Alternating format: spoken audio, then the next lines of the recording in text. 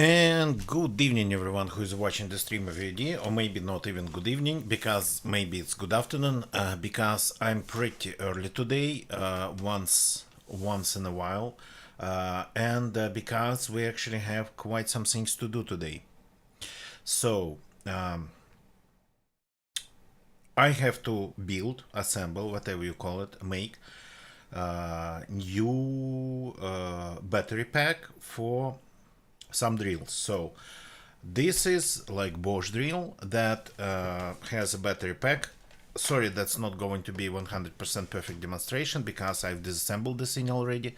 So that's the battery pack for it. It's old and it contains these batteries, nickel metal hydride, that are super old at this point. Maybe not super old, but they are bad.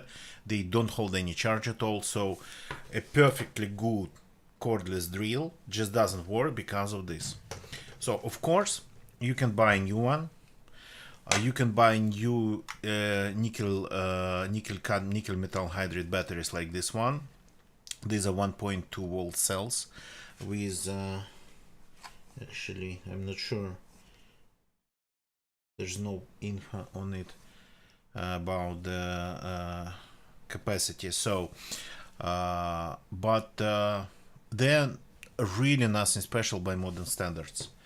Modern days we have things like this one. This is lithium-ion 18650 cell. So that's a modern battery, lithium modern battery with advanced chemistry.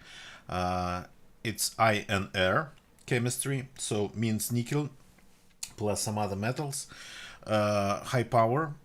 These ones are from reputable source, so not counterfeit. If it's like Chinese manufacturer that actually got to the level of producing batteries for Tesla. So these are good cells. So these are modern stuff, and this is like old as I don't know what. Wasted. Good evening. Welcome. Nice to see you, man. Nice to see you, man. So it's not just old tech. These stopped working. So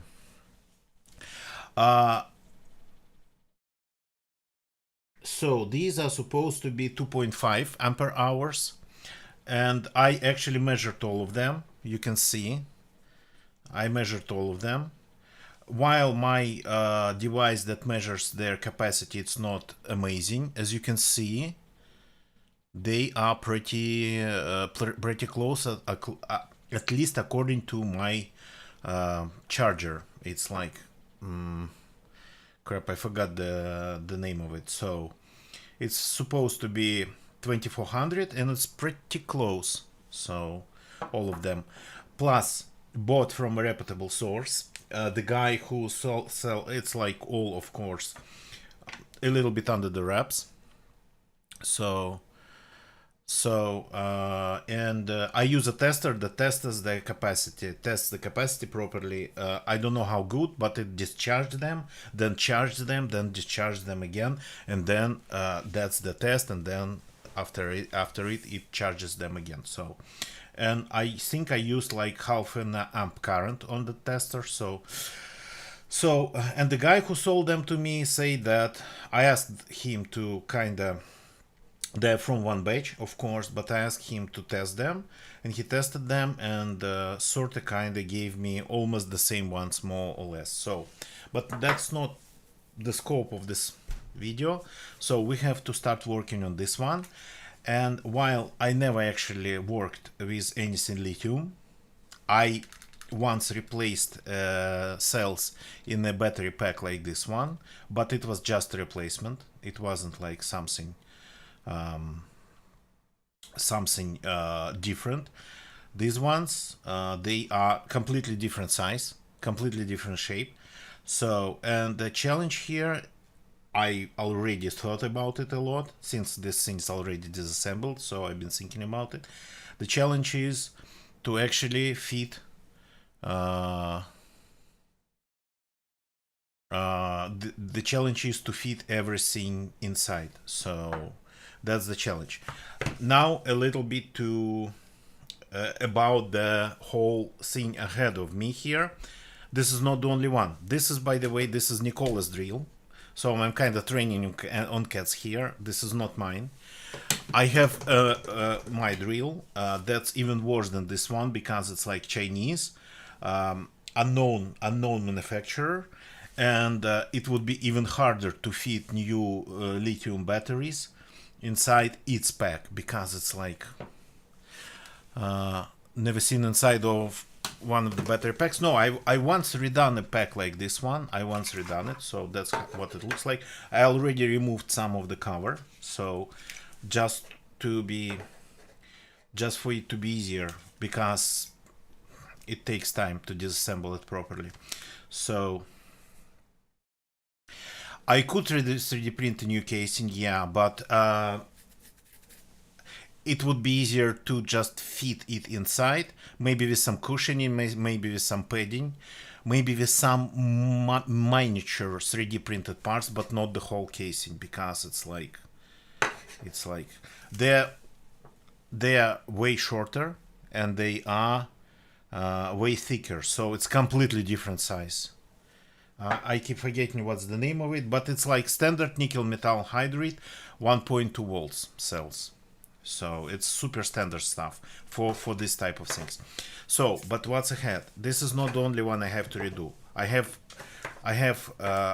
my own one, then two of these actually, and two for mine, for my drill. That's it. Then, if we get to it today, that's actually thing of my own design. That's something a little bit different. It's already partially, as you can see, assembled, but we will disassemble it. It is actually not lithium-ion. It's lithium-ion polymer ones, and this I designed and 3D printed. So this is almost ready assembly that we only have to connect. So this is gonna be easy because it just need to be welded and soldered. So yeah, it's not the one that I designed online. The one I designed online, so the thing is, I posted it on Twitter. Yeah, the one I designed online, I designed for an old 12-volt UPS. And when I actually checked what that 12-volt UPS could do, I realized that what I designed, what I envisioned for that UPS, it's not going to work because that UPS was extremely weak. Feastmaster, good evening, welcome. So I designed 15 ampere hours 12-volt battery. No, not 15. Not 15, 30 ampere hours 12-volt battery for that UPS. So, but 30 ampere hours, it's like it won't be able to charge it. So we are downsizing to, this is going to be 6 ampere hours 12-volt battery for that one. So, and because this is so this is kind of, yeah, this is small, this is nothing special, and it's not going to be unattended. So you put it on a charger, yeah, it can technically, that's when it technically can go up in flames on a charger, but that's not something that would be happening to these battery packs constantly. This one, on the other side, supposed to work completely unattended, so without anybody paying attention to it. So, and charging and discharging, it's all going to be full auto, and when it's needed. And because of that, I cannot use like lithium-ion chemistry here. So everything in my house that's unattended and that's powerful. So these ones, small ones, okay, but everything that's unattended and powerful, it's going to be not lithium-ion. It's going to be lithium-ion polymer, because these guys. Thank you, Fistmaster. So, because these guys, this chemistry, it's not supposed to go up in flames even if you puncture it. at least what they say, at least how it's designed, at least how it's envisioned by the creators. So it's a smaller one. I have larger ones. I've shown it. So this one, maybe we'll do it tomorrow because it's simple. I have a BMS for it. I have a board. I have everything, and it's already kind of, you can see, it's almost done here. So it's my own type of case I designed for this one. So sort of, kind of, yeah. So yeah, lithium polymer, lithium iron polymer, lithium polymer, way safer. Lithium titanate or lithium titan would be even safer, but that's, I'm not ready for that. So yeah, okay. This is like, so 2 of these, then 2 of these for another drill, then 1 of these. Bear with me.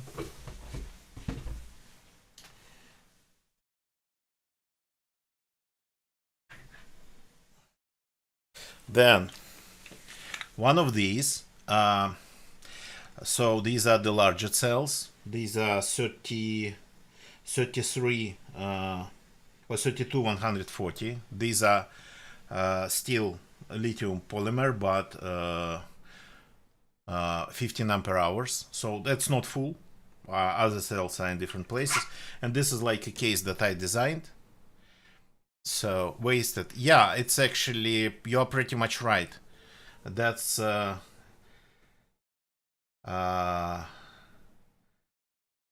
mixtape that I assembled myself based on the soundtrack for Space Engine. It's like the same people, and the same people in collaboration with different people. So I just started to look up the names of the people from the Space Engine soundtrack, and yeah, I downloaded a bunch of their stuff. So this is not full, as you can see. It's just, and this is not the right case. This is a testing case, so you can pretty much put any amount of these batteries in here and connect them the way you want for testing. So yeah, pretty much. So this is like, but this is what my 30 ampere hour 12-volt battery, lithium polymer, lithium iron polymer. This is what it would look like without this stuff. It's for testing. It's like it's a laboratory battery pack for testing the cells. It's laboratory. So this is like, yeah, I have a bunch of them here in just standard holders, but I don't like the standard holders, so I have a bunch of this stuff here. So and then bear with me.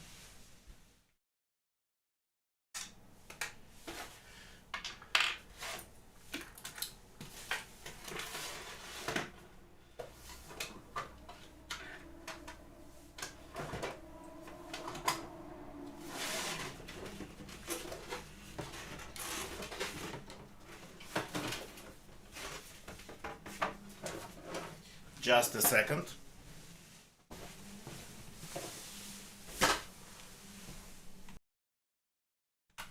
Okay.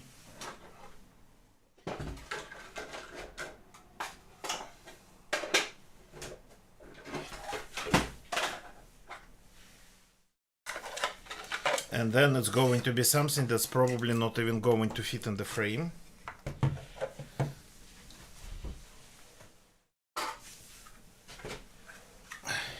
This is a case. In this case, I had to design the whole casing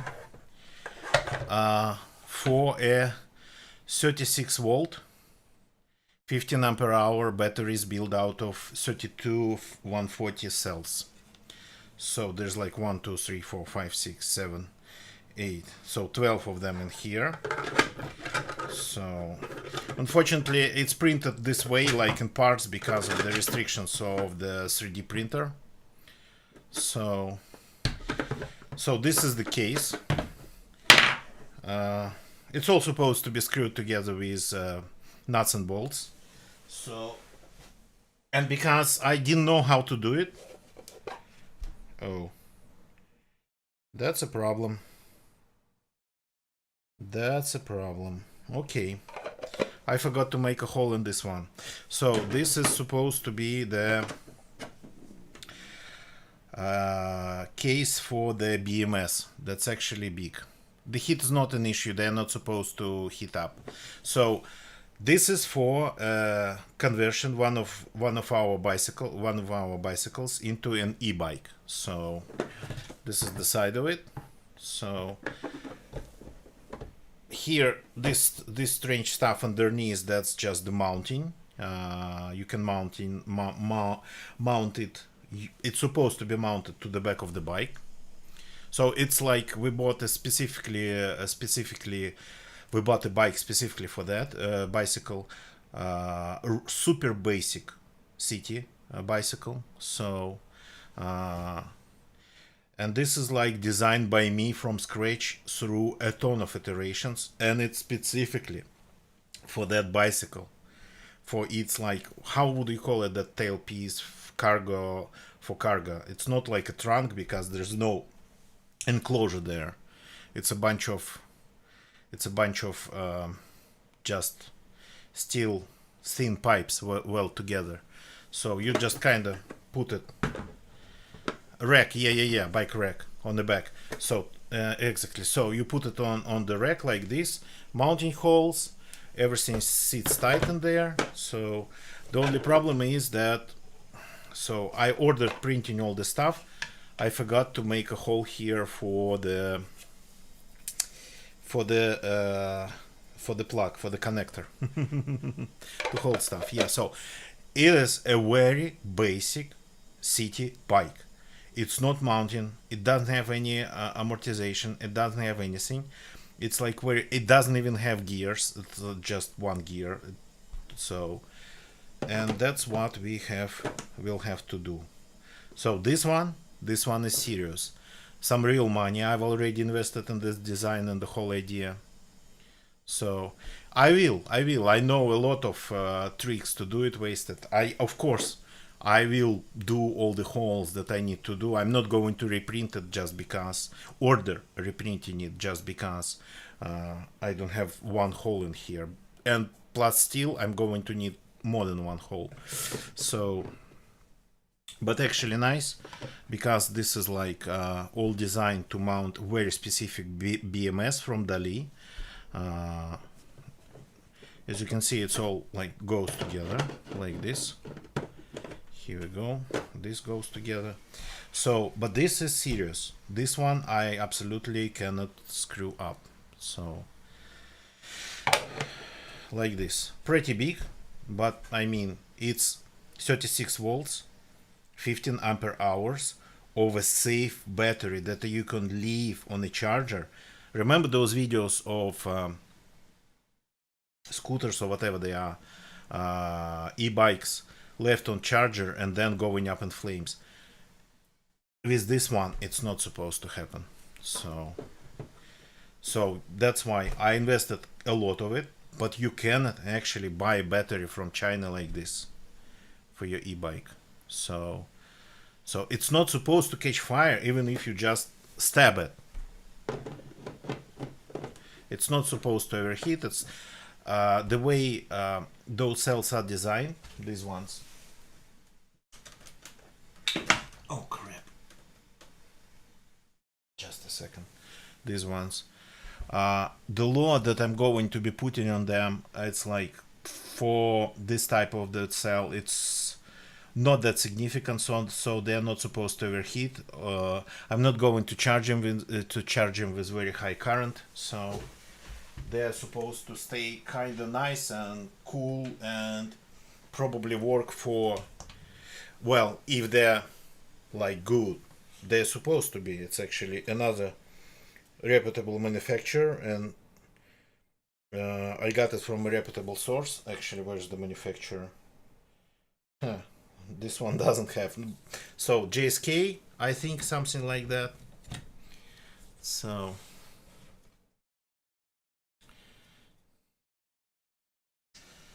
So no, I'm not going to need a longer range. I actually watched a video where a guy made an e-bike that would use electrical power only while climbing like steep slopes.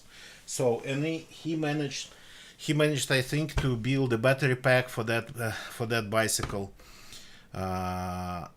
in size of like two of these. So, and I would actually want to do something like this, even something with really small battery. This is maybe an overkill. It's big, 36 volts, so it's like according to what that conversion kit from China needs in order to work. But maybe it like 15 ampere hours, it's like a little bit too much. So maybe we will even if we ever get to that part, maybe we will even like downscale to a smaller battery, more like this one's pretty visible, maybe something concealed. So but the main idea is that this battery is supposed to be way safer than anything you can buy currently on the market, at least for a reasonable amount of money. So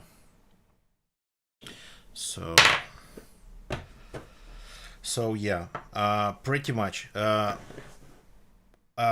thing is that it's not going to be a full e-bike.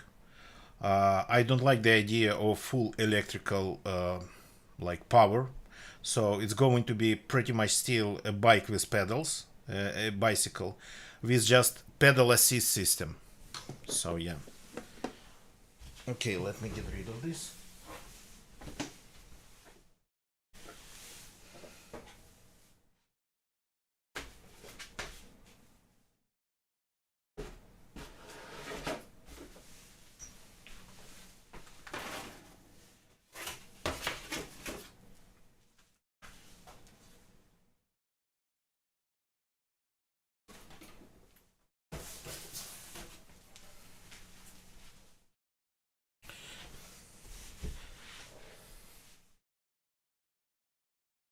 So yeah, well, I mean, the conversion kit that we got from AliExpress, it's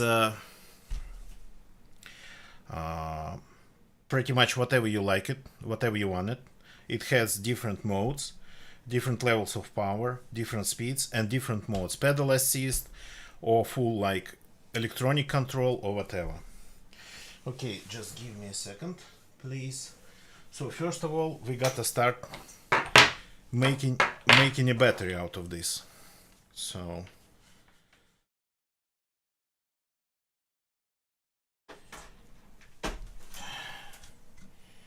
here we go. So this is my glue gun that's like suffered a lot, but it's the cheapest glue gun on the market.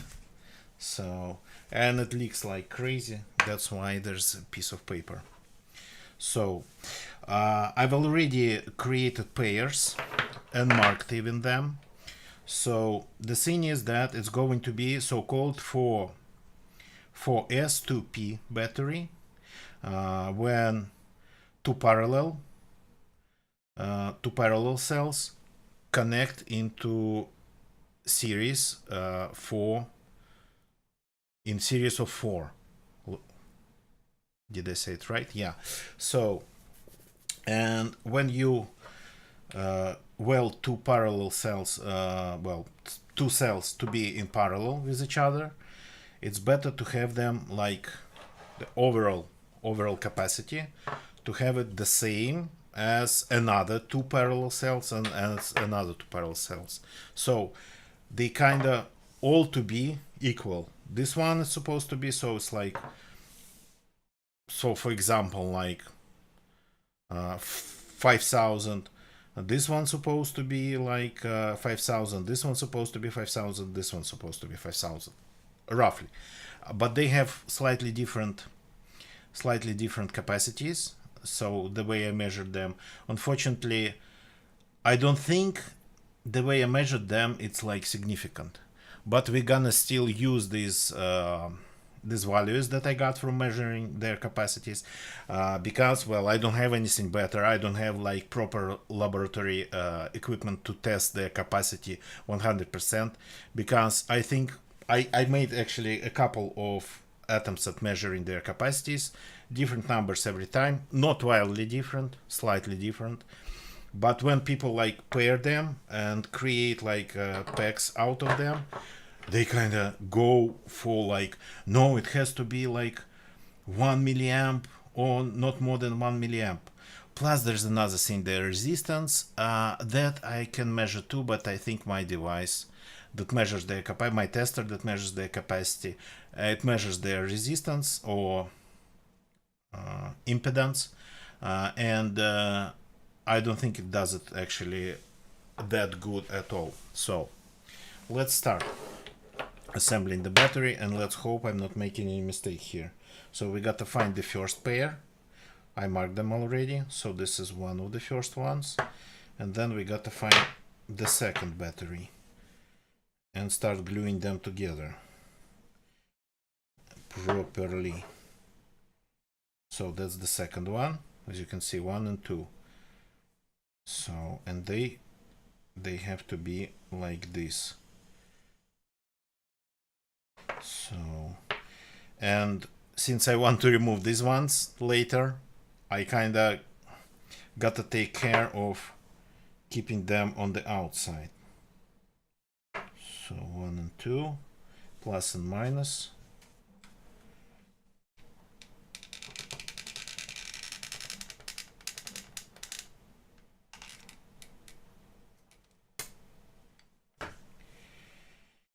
Yeah, I'm not good at using this thing here.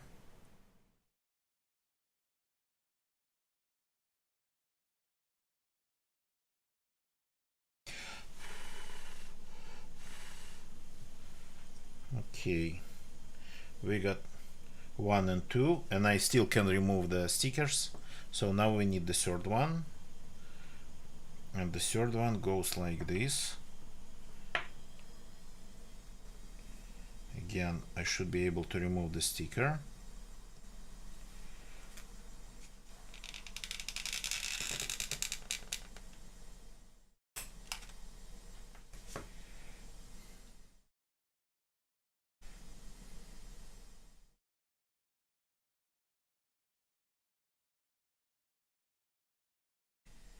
So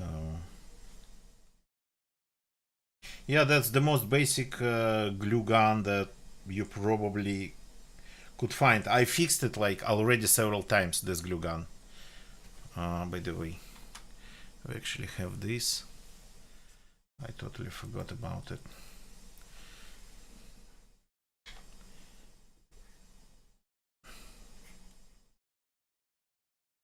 Is it good?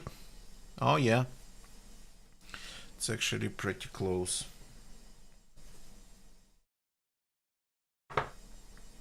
And then this was the third one.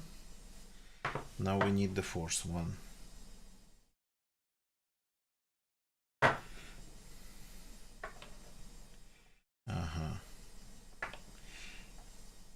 The first one goes like this. The sticker is outside. Okay.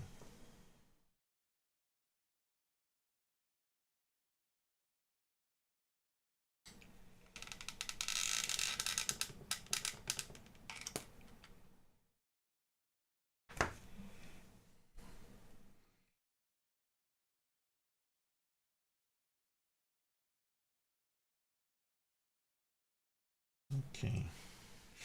One thing I forgot. It's not late to do it. So before you actually start welding them, before you start doing anything to them, the way they are designed, these batteries, it's like the casing of the battery, the whole casing is minus, and is negative pole, and the positive pole, the plus, it's only this thing here. But here on the edges, under this thermal shrink, it's minus. So you can easily short the battery if you connect this and then puncture the shrink here. or melt through the shrink here. So because they are literally divided by a couple of millimeters of space. That's why you have to put on this protective Robert John, good evening, welcome.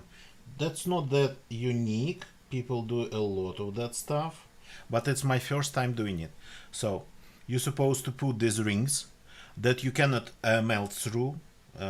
It's like, I think it's some sort of paper, but kind of thermal resistant, so you cannot melt through them accidentally, and it would be way harder to puncture them. So welcome RJ, nice to see you, man. Haven't seen you in a while, hope everything is amazing.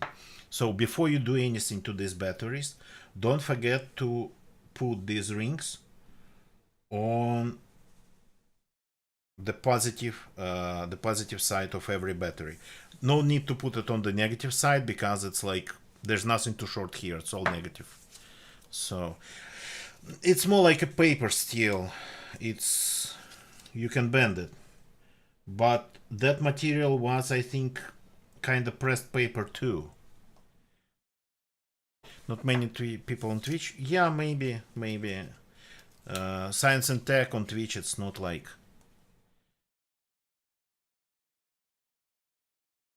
I'm not grinding, Robert John. I'm not grinding. I've never been grinding, man, really. I only do things that I want to do for myself. I mean, that I find appropriate, like that I would like to do. So I'm actually an anti grind person. I think grinding in any case, in any sphere, in any field, it's like not healthy. So yeah, but I keep streaming even though I'm demonetized everywhere. I keep streaming no matter what, because I simply like streaming. So that's the only reason. So if you can Google the right name for these protective rings for these batteries, it would be actually amazing. Because I don't even know how they are called in Russian properly. So protective like rings.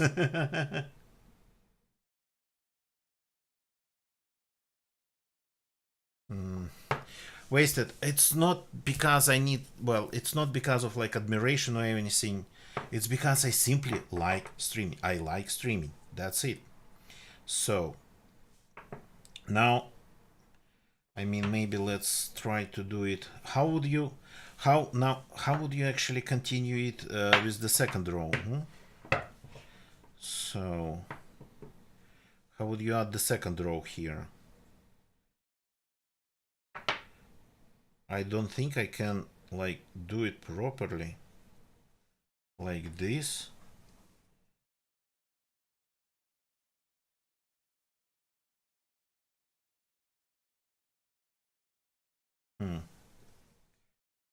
Any ideas?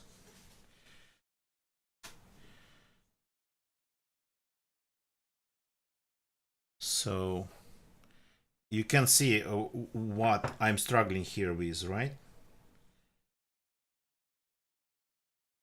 Goes here, here, here.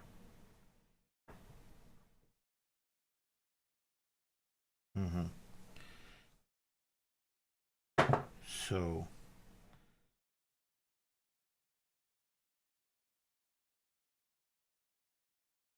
I cannot put it. So if I just make a second row just the same way I made the first row.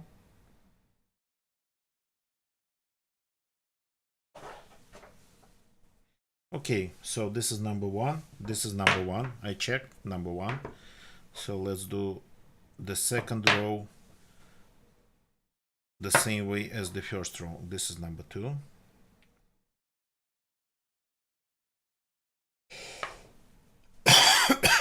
Again, remembering about the stickers. Wait a second. Wait a second. Then I'll have to remove the stickers before gluing the two rows together. Okay.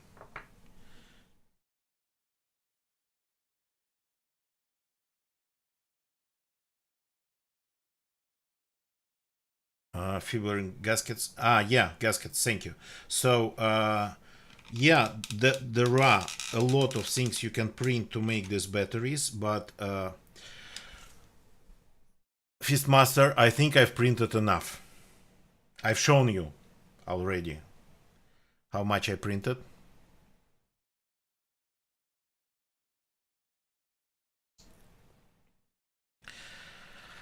Fist. RJ is actually a proper, well, entertaining industry. Well, are you still hosting the events, RJ? So, are you still doing it?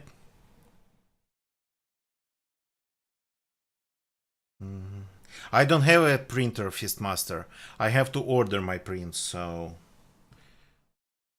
And I'm not going to have a 3D printer. My apartment's too small, and I already have a ton of things here. I will have to, like, well, seriously reprioritize things. 3 data slow death. It's like, no, that's set to here, RJ. That's set to here.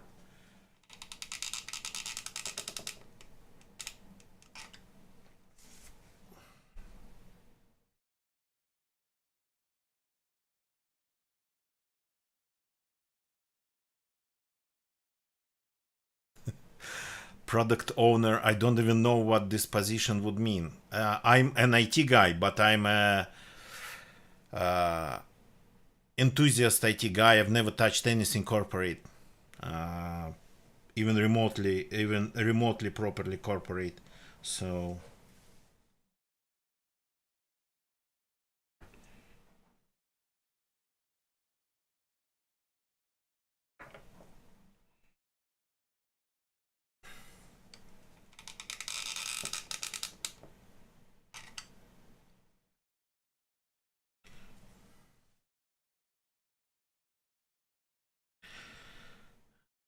okay.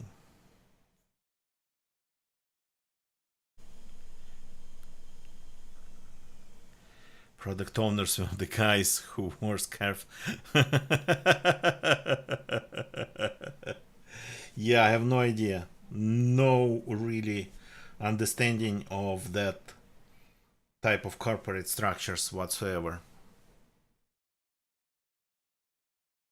No, I mean the rules of it, like the ladder of it, the positions in there. No, that's like not something.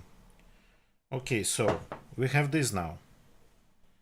We have this now, and we can, I think, glue it together properly. So, but first, let's remove the stickers.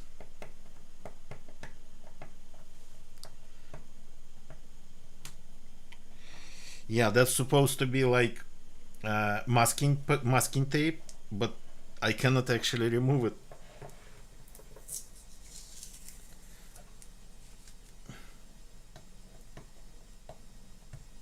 Painter's tape, so, but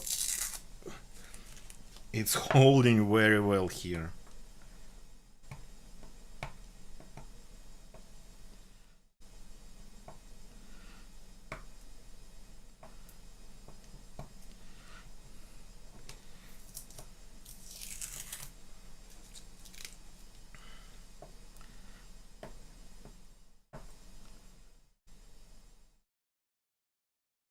Feature creep.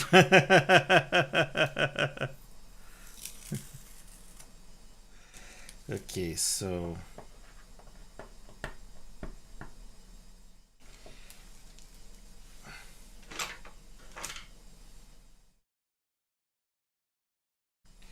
this is the first one, and this is the first one. Well, I still can accidentally reverse them, or can I? Okay, I'm going to mark it that this is the first one. Number one, just to to remember it. Let's add a little bit of glue, because why not?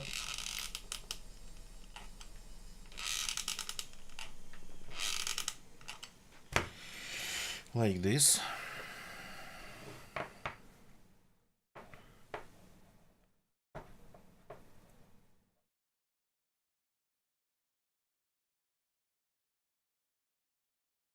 Tentacle cat woman.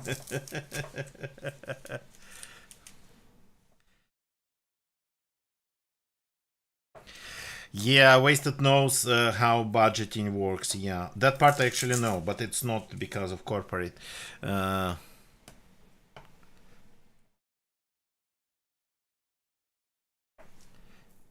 no one to do the budget. Yeah, that's like a huge problem everywhere. That part I know of.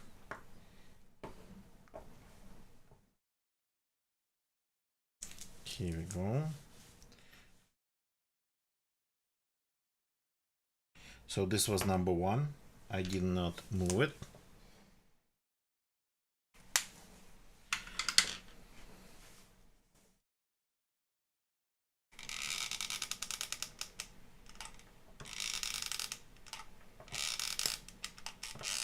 Asking for more tokens. RJ, I don't know. You probably don't know it, but I'm capable of running LLMs locally, of the LLMs of the level that are able to spit out pages of working code after just one prompt. Not just some like old LLMs that would hallucinate half of it. No, actually, uh, the first test with that LLM that I was able to run locally, it was like I asked to write a screensaver for Windows, and it did. And then the second was way more complicated. So it was like 3 pages of Python code, and it just worked right away.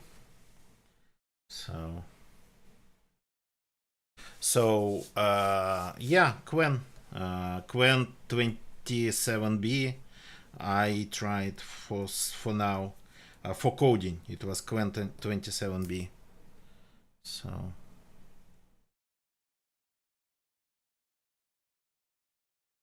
So I don't even need tokens for that stuff. Okay, so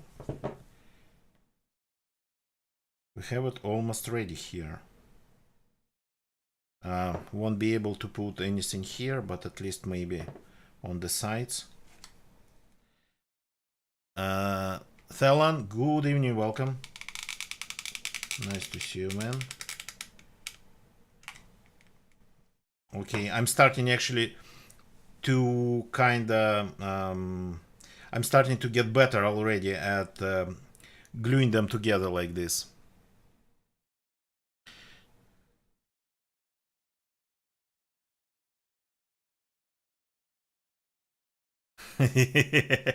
Wasted? No. What about like 24 plus 24? Yeah, what about 48 gigs of VRAM?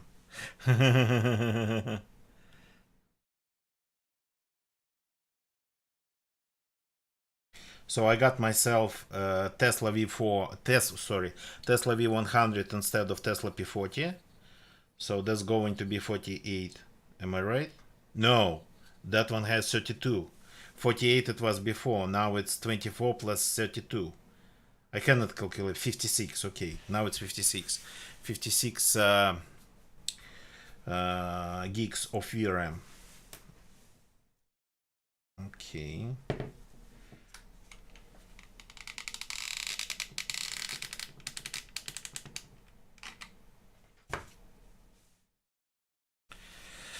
RTX 6000, you gotta be kidding me. Take a bunch of 390s. Take a bunch of 3090s. Take like, I don't know how many of them. As many as you can fit on one motherboard.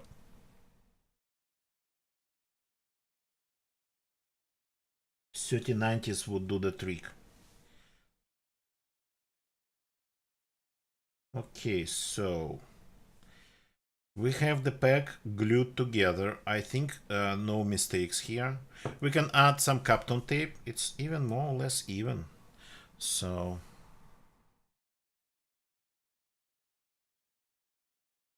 yeah, yeah. NVIDIA, for example, NVIDIA stock would be amazing to have. Okay, so I don't think we need the glue gun. Let's check if this fits. So originally, it would be impossible to fit this into this one. I had to modify it. So I removed two screw holes, unfortunately. So how to actually make it hold together, we'll think about it offline. So probably we will add something here and then drill holes to add some screws here. But as you can see, maybe I removed the screw hole here, I removed the screw hole here in order for this to fit. So here we go.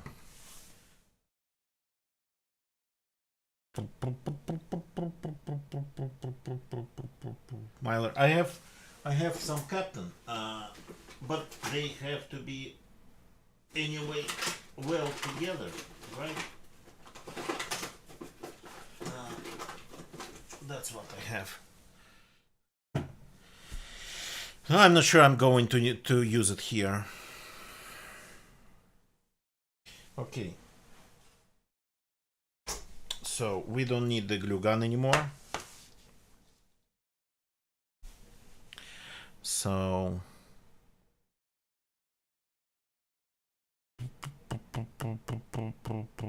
yeah, I heard about them giving free money to the public in Taiwan. Yeah, not because of the RAM, because of the AI. I think they called it. They called it because of the AI economic growth or something like that. So I heard the best idea would be if you need like some AI, local AI processing power. It's like get some 3090s. So if you can put them like 3 or 4 on one motherboard, you will pretty much would be uh, all set. So okay, so the glue gun goes away. As I said, the main problem is going to be fitting all this, because this is, if you compare it like this, it's, I don't know if you can see it, but it's already lower than these batteries here. So we got to add some padding, and I got some padding, but again, this is going to be about physically fitting. And what's the most annoying part of it, there is this protruding segment, and all the actually contacts here, all the contact pads here, they are being held on this battery here. It's not just a stand, it's another battery. That's why I learned the trick. You just do not remove this battery, you keep it in, you disconnect it. So you disconnect one of the poles, it's not going to be used, it becomes simply a stand.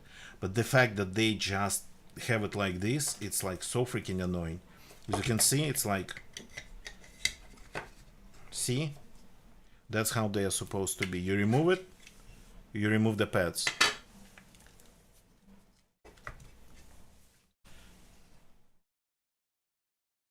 It's back with yeah, wasted. I feel ya.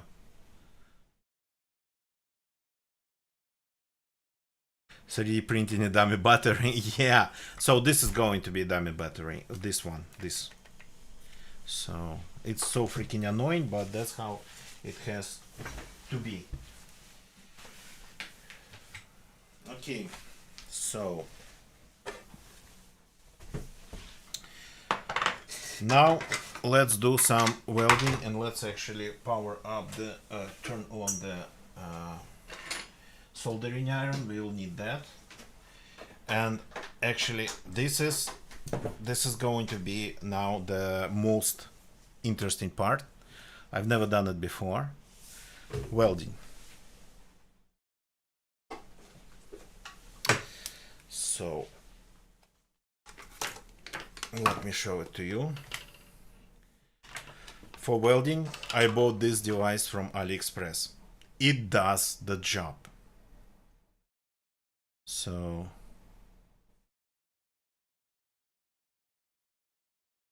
you can man, good evening, welcome. It is a battery operated spot welder for actually these types of application. So battery operated because I think it can draw way more current from the battery that it has inside than from the mains. So a little less antique. Yeah, this one's antique, but I heard like I read some reviews about this one. So it's operated by this pedal, which actually is possible to make wireless, I think.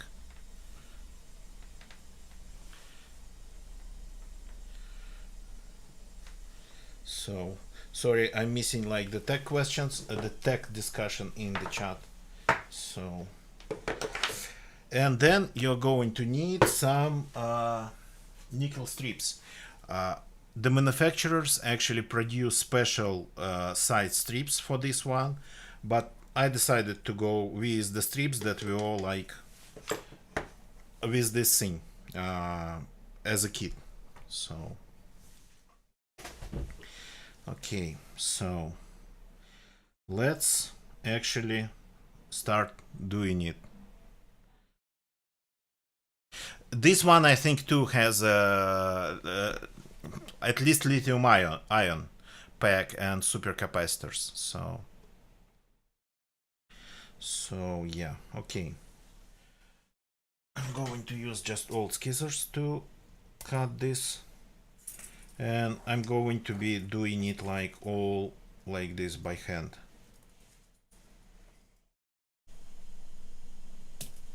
Oops, it flew away. So like this, and I suppose they're not going to be really seeing a ton of current. Well, there is some current because it's a drill, but not going to be a ton of this current. So let's see, let's try this.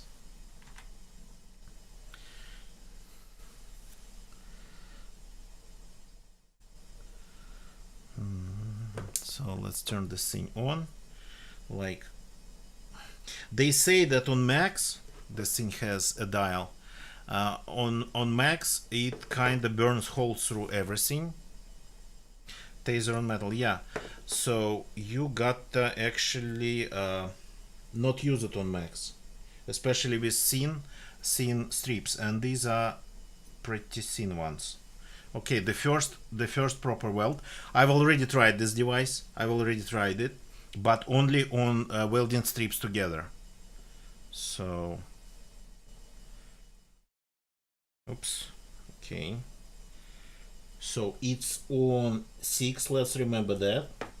It's on 6 out of 9. And the pedal is under my feet. Okay. Oh, come on. And did you see it? Okay, how's the weld? Sort of kind of maybe a little bit.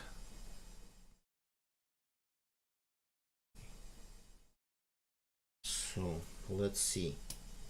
Well, it's definitely there, but I think we can increase the power a notch. So let's try 7, and let's try one more.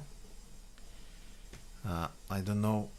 Yeah, it's like either too dark or too bright. I don't know what to do. So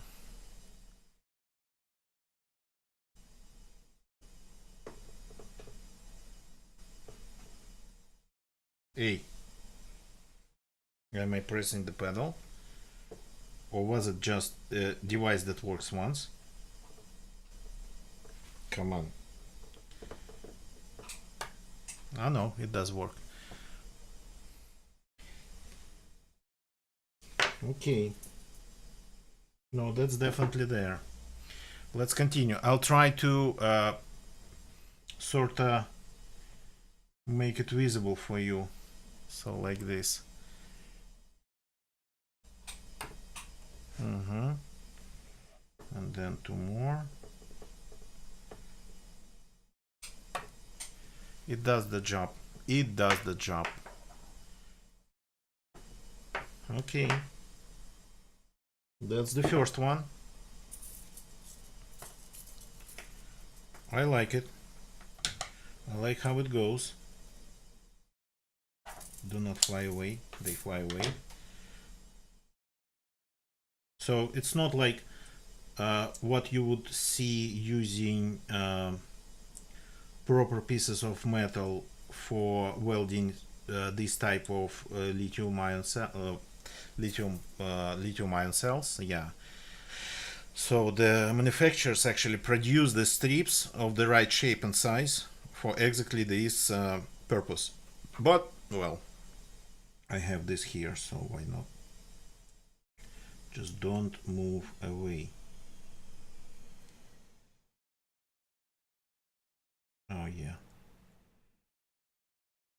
The main problem is just keeping them in place. So got one, got two. I never actually tried to pull it off.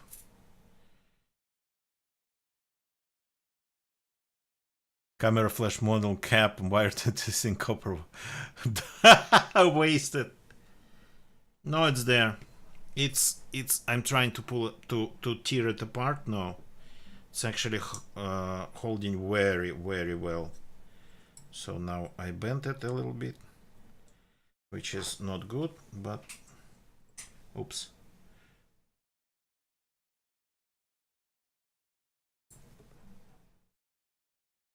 It's better to keep them as flat as possible.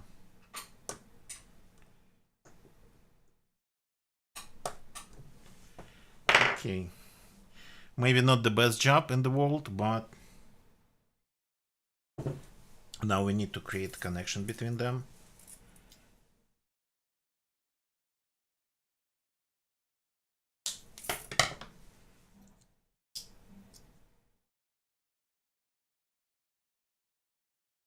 So going to use two strips because that's how they usually do it.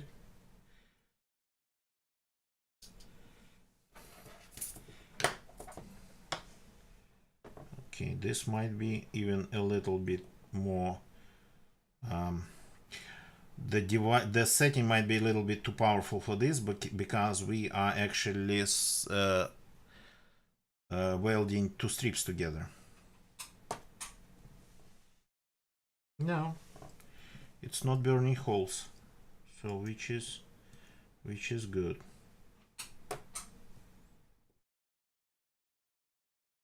Okay, what if we like? Yeah, you're not going to be able to see it if I do it like this.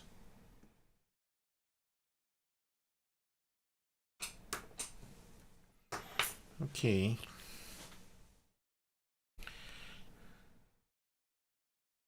RJ, nice. Well, that's Twitch.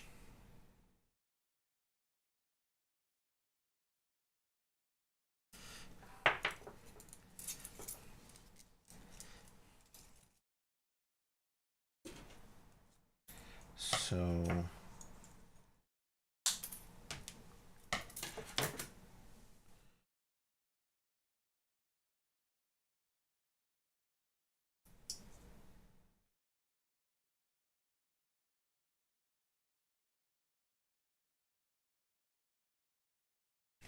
okay, let's keep going.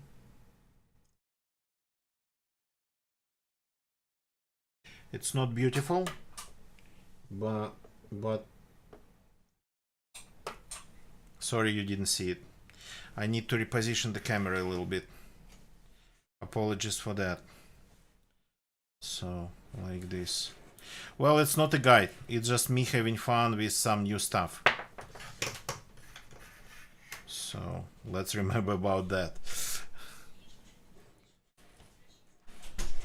Something that I've never done before. Oh yeah, if you mess with your settings, they do that. Yeah, randomly, semi-randomly. They check like the cookie expiration, I think, and they just...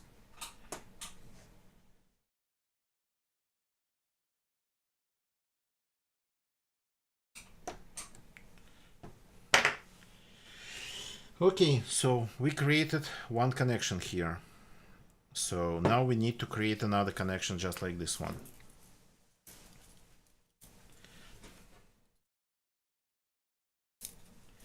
So let's just pre-cut some strips here.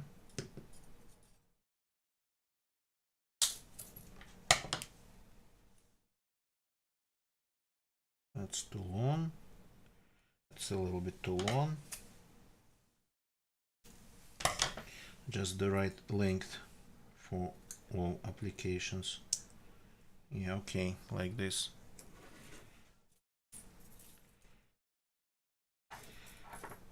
Gonna need for strips. Do not go away.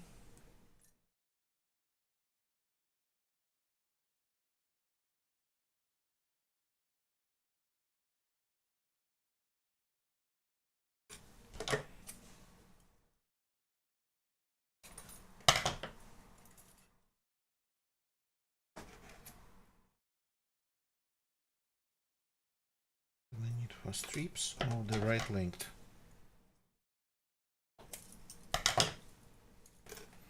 And the last one.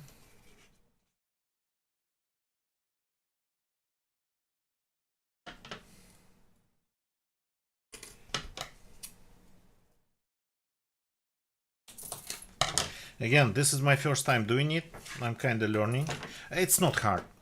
You watch a couple of YouTube videos and pretty much all you need. You just need the right tools for the job. I realized that like having the right tools for the job, it's like half of the job done, if not like 80%.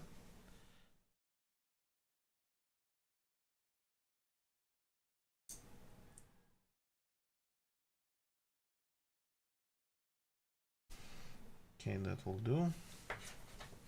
That'll all 100% do. Oh crap. But they move.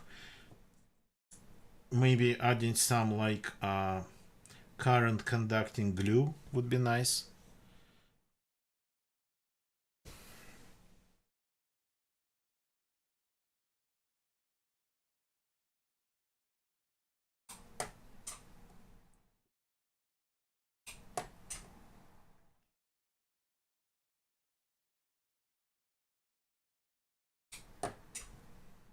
Actually, I just realized when I activated the strip here, this strip here jumps when I activate the welder. See? Look at this. Yeah, it just moved a little bit. So this thing produces some real currents for a split second. Ellen Ellis, good evening, welcome. Building a new lithium-ion battery for the good, but old, but still good cordless drill with like pretty much not functioning battery anymore. So building a battery pack, yeah. And because it's lithium-ion, and this type of cells, you got to weld them, not solder them.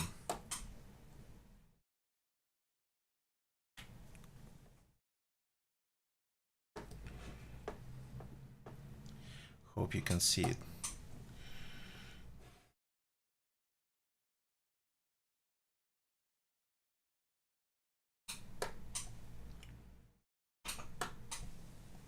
Here we go. Ellen Ellis, I spent quite some time reading a lot about it. So reading a lot, talking to AIs, watching videos and whatnot. So I kind of know a lot already, but I don't really have a lot of experience. Let's put it that way. Otherwise, boom. No, no boom. A little bit of fire maybe, but no boom.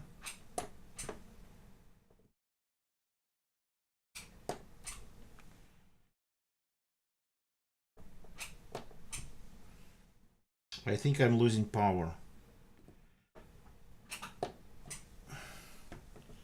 So this device might be like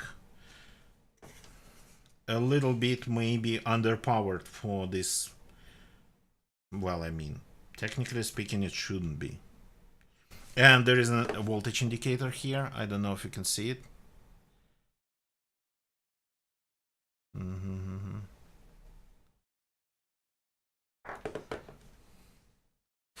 Fistmaster, I know, but I try not to touch them. And I think it's supposed to be actually DC current, which is way safer in this case.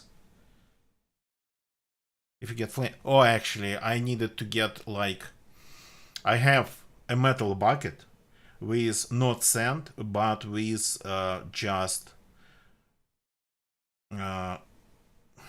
soil in it. So I forgot actually to get it.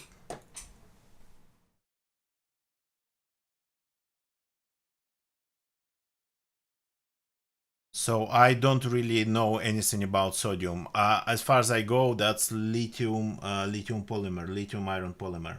I read about lithium titanate, but not sodium. Sodium, no, that's not something I even thought about.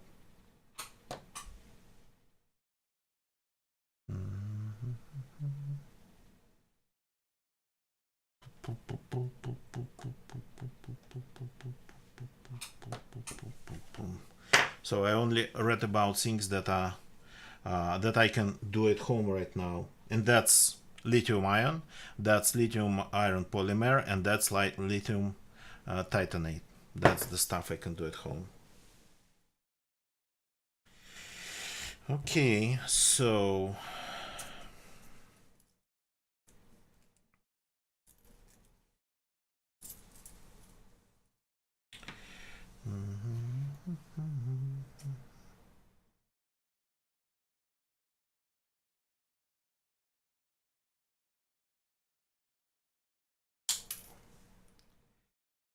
is it long enough? Sorta. Let's just make a bunch of them. We need 1, 2, 3, 4, 6 more.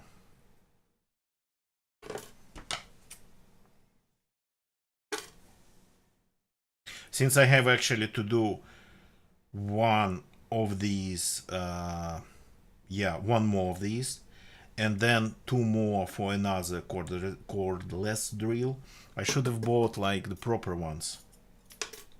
But, well, I mean...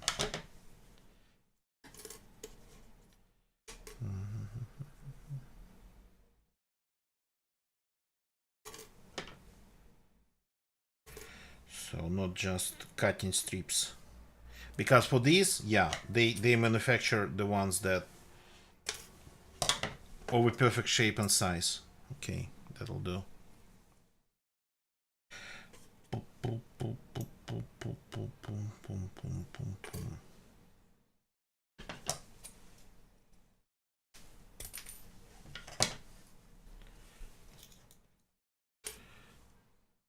RJ, thanks for jumping in, man, and hope to see you again soon.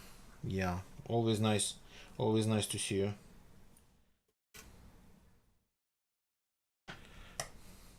Yeah, the strips are perfectly fine anyway. So just the well, tape, whatever you call it, the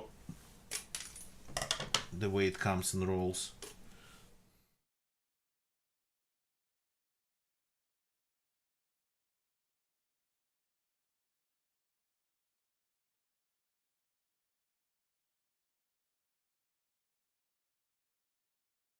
Ellen Ellis, I don't think I can just go here and buy sodium batteries. Plus, I don't know what the scope of their application would be. So, would it be something?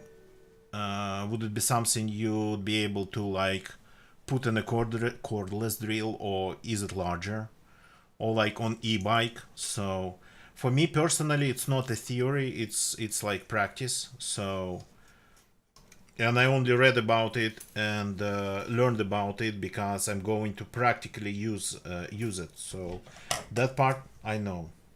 It's like about the practicality for me. It's not really about green energy or whatnot. It's about what I need from the tech. I need a new battery pack for a cordless drill. Here it is. So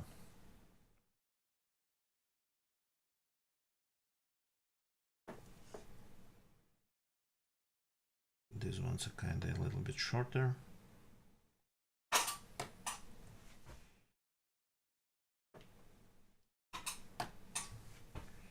Well, I mean, I like this small spot welder. It does the job. As you can see, sometimes with a lot of sparks.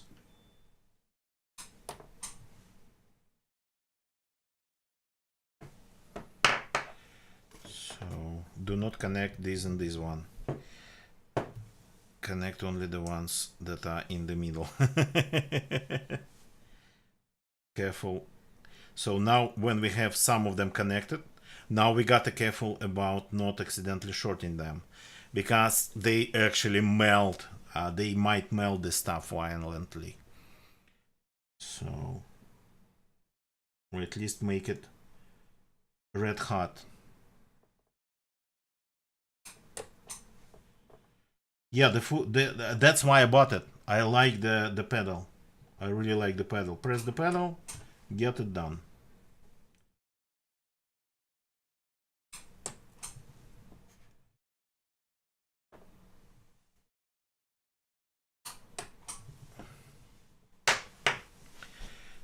Okay.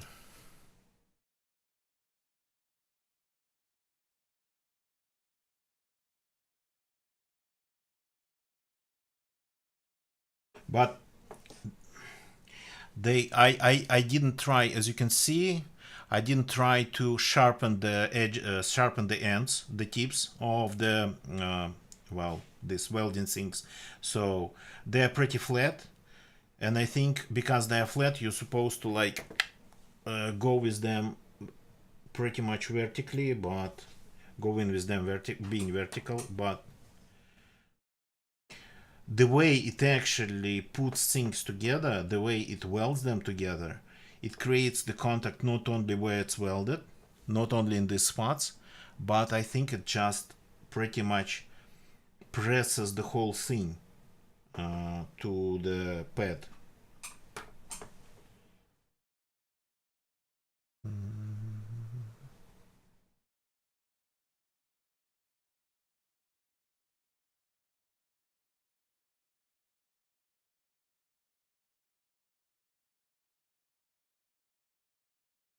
Well, yeah, as Fistmaster put it, it's just a capacitor that discharges over a period of time. So uh, it just slowly gets the power, slowly gives you the power that's stored in form of pretty much chemical reactions. So when you put the power in, there are chemical reactions that take some power to go in the direction you want them to go. So, and the power thus converts into chemical energy.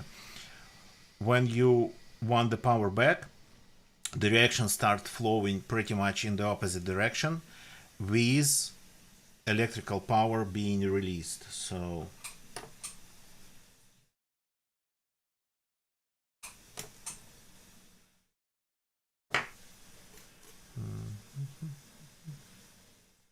so it's chemically stored energy. Let's put it that way.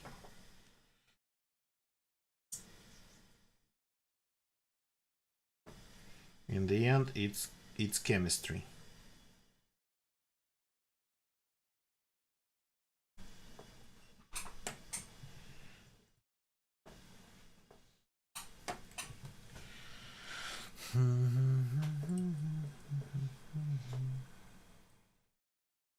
But again, stuff like that I read only in textbooks quite some time ago. These days I read about like the practical usage of it. So the theory of that stuff is not something I really remember that well. The theory, it's better, Ellen Alice. I would recommend you going just to Google and asking the Google. Google would give you like some right answers way clearly and way better than we can do it right here from like our minds. So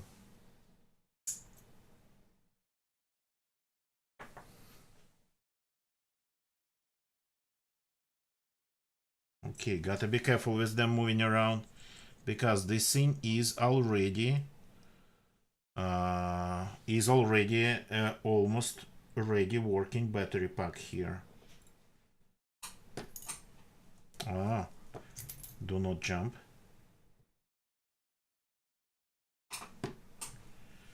So I can see the pulse of energy when it sends this pulse through the terminals. I can feel it.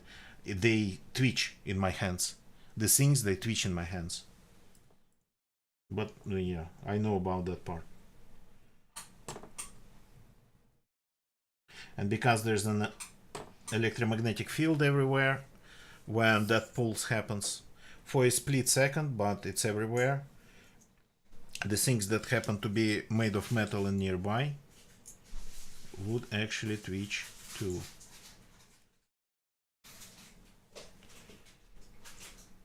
Okay, don't move.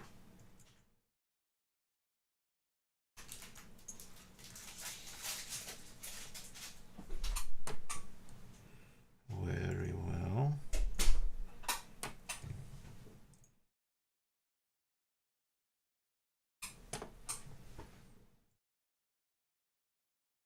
And the last weld. Here we go.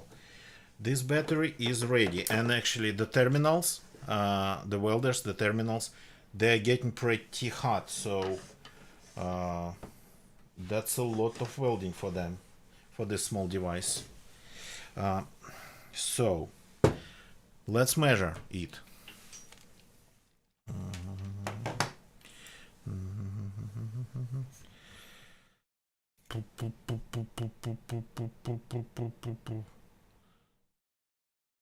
How do I connect them that the circuit just does just waste the power? Sorry, I didn't get the question. So I just connect them the way they're supposed to be connected, because if you connect them any other way, it either won't work or it would short the batteries and they would just, everything will go up in flames or at least in smoke. So okay, we have the battery ready. Let's measure. So before the stream I actually charged every element to 4.20 volts. Nice. So it's supposed to be 4 by 4.20, which is 16.8. 16.87 even. A little bit more than that. Which is interesting because I don't think any of the batteries on the charger, which has an indication, exceeded 4.20. I think the indicator is just not really right on the charger. So, but as you can see, the battery pack is outputting what we need to see here. Good. So we don't need the welder anymore. Let's get it out of the way. Now it's time for the BMS. So if you don't know what this board does, it sort of kind of protects the individual cells, or at least the cells connected in pairs, in parallel. from being overcharged or over discharged. Carefully. Alan Ellis, yeah, you connect plus to minus, and that's the main thing. You connect plus to minus, and the last plus and the last minus, you connect U load to. So as you can see here, so it's a little bit hard to understand because there's two rows of them, but let's imagine just one row. So this is like the plus of the battery. It goes like here, here, here, here, here, like this. Then there's the minus here, connects to the plus of these ones, goes here, here, here, here, connects this minus to this plus, as I say, plus to minus, minus to plus, goes here, here, here, here, here. This is minus, connects to this plus, and goes here, here, here, here, and this is the minus. So this is the minus, this is the plus of the whole battery pack, and this is the minus of the whole battery pack, positive and negative. So, and there's like two rows of them. It's just the more rows you have, the larger capacity is. So you can add one more row and one more row and one more row and one more row, and you would be like getting more and more capacity. Still the same voltage, more capacity. Willie, nice to see you, man. Nice to see you. Well, I mean, we still have to solder the BMS on, and that can be actually, yeah, pretty violent too. So let's see.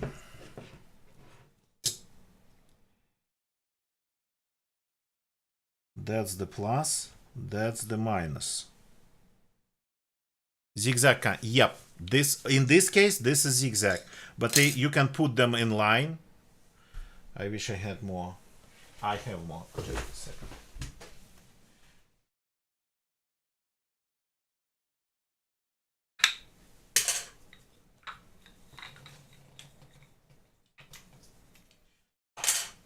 So these ones are pretty much the same but larger. So you can of course connect them like this. So this is plus, this is minus in this case. So you can connect them like this, but you can actually connect them like this. It's just way harder to do. So, and you can like do it like this and get like, oh well, if you have a pipe, for example, that's the way to do it. So yeah, here we go.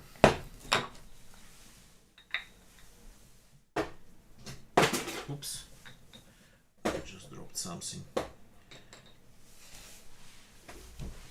So now the board, if you don't know what it is, it's a board that kind of protects the whole battery. The thing is that well, of course, this will work without any protection. So what's the metal on top? Well, that's these ones, it's nickel strips or something that's covered in nickel. So something that's covered in nickel. So maybe like some steel covered in nickel. Maybe, I don't think it's pure nickel. I think it's coated.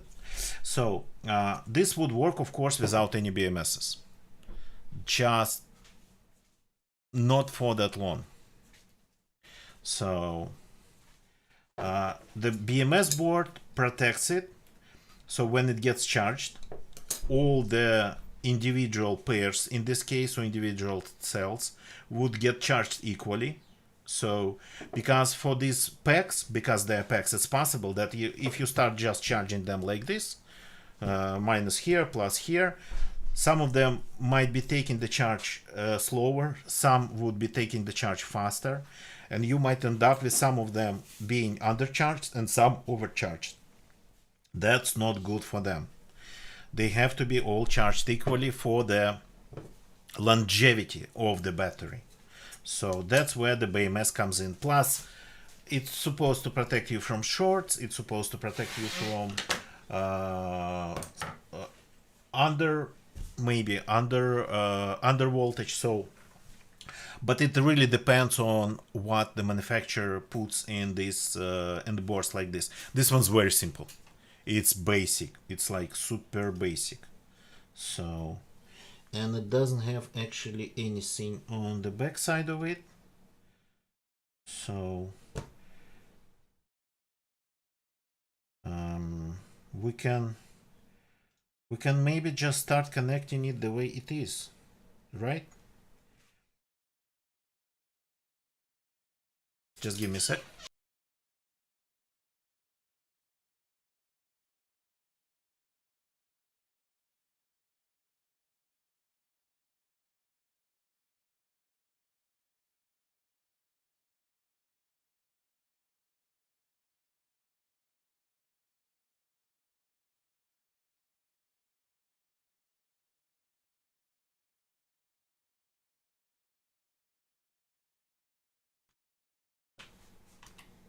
Okay, I'm back.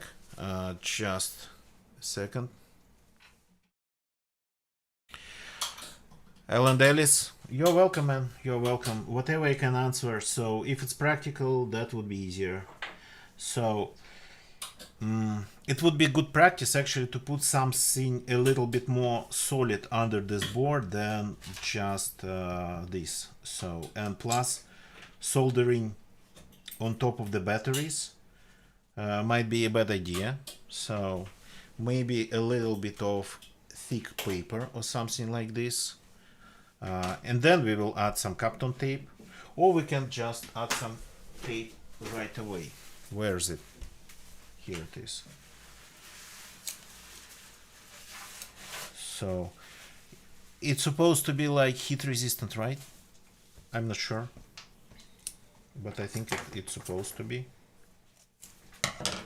Since we have it all working already, so it outputs the power we need, it outputs the voltage we need, I think we can just apply a little bit of tape like this. So, but it is heat resistant, but would it protect the battery underneath it? Would the heat go through, or would the heat get stopped? That is the question.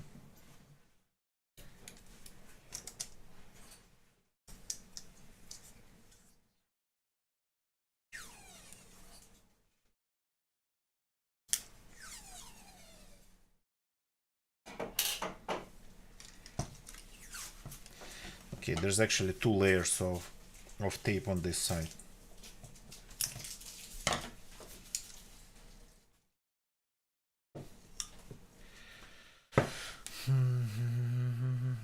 Okay, good. So it would stop the heat, it would stop the energy transfer. Good.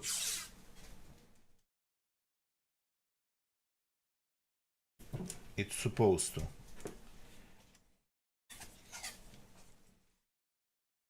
This is my first time actually using it, to be honest. There's like 2 million types of tape out there. So this is my first time using this type of tape. Okay, good. Not that this pack needed it, but as for the protection, so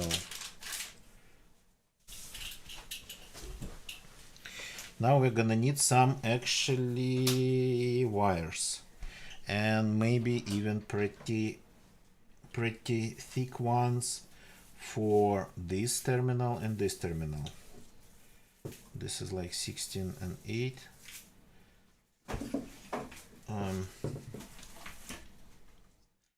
That would be smarter to do like this, you know?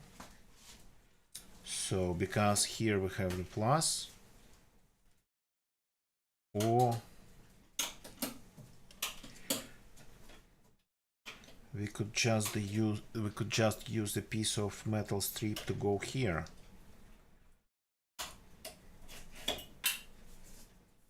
And keep it in place this way.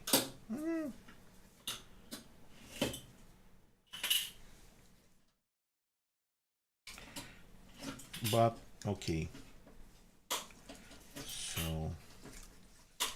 So here we have the pluses like this, the minuses like here. Yeah, okay. So I created double layer of Kapton on this side, but I'm going to put the board on this side because that's where the plus is. Oh yeah, I have plenty of flux. Just a second.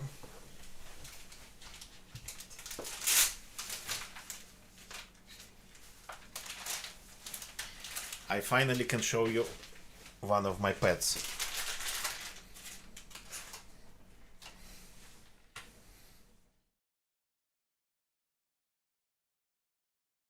Where are you going? This is Dago. This is Dago. This one is a very old one. It's like more than 5 years old. Our oldest one. It's not a gerbil or gerbil. It's Dago.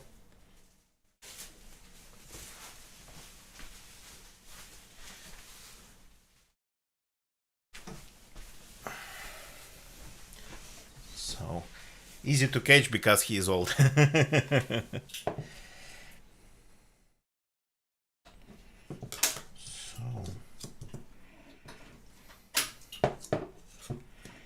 Okay. The soldering iron is hot. Let's actually check the properties of this tape before we actually do anything.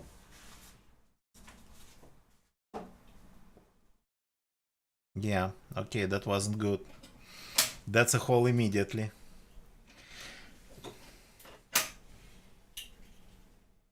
Did you see it?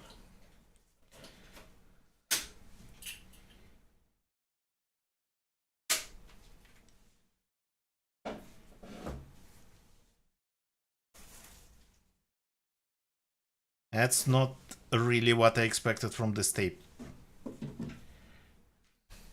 Good, I checked it.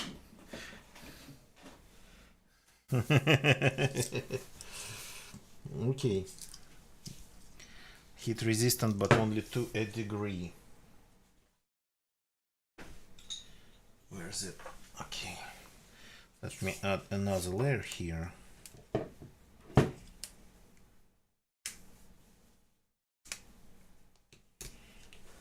Just because I can.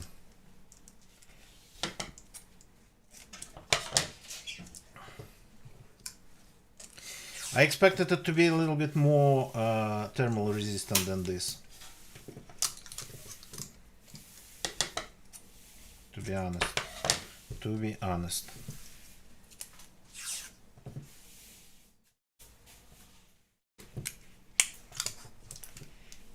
Yeah, every time I work with any transparent tape like this one, I realize that my fingerprints are going to stay inside of it like forever. Okay, so still then would be nice to have like a piece of something. Maybe we can actually take a piece of something from this block here. There's like a little bit of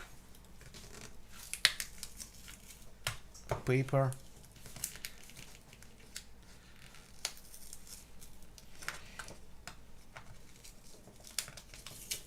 No, this piece of paper is not going to work. Bear with me.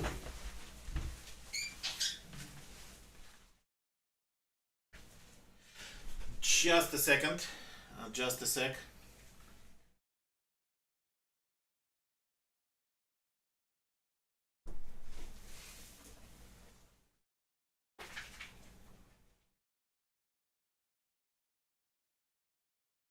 А там нет никого.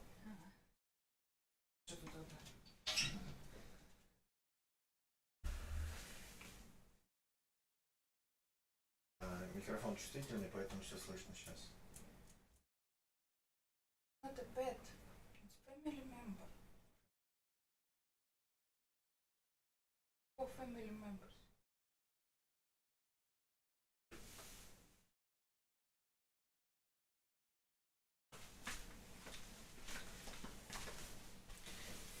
Here's another one. This one's 1 year old.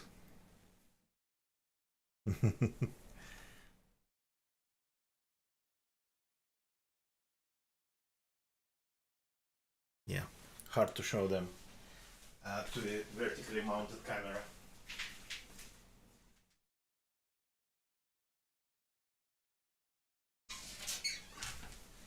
That one was blonde one. This one's just dark black one. You cannot actually see it because of the light, but this one is just almost black or gray black.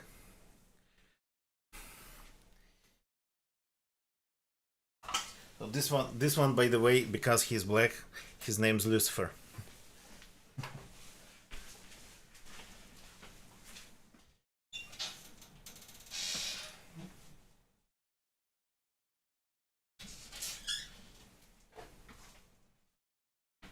Okay, just give me a second, I'll be back.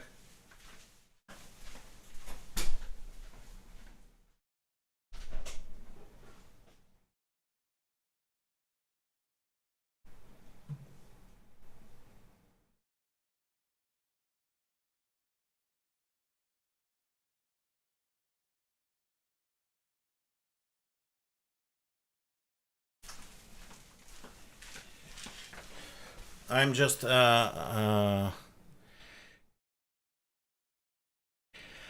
Maple very much into the rodent interlude. Yeah, I'll be back in a sec. I'm looking for a layer, well, for a sheet of thick paper. I had it somewhere, I just don't remember where. So be right back.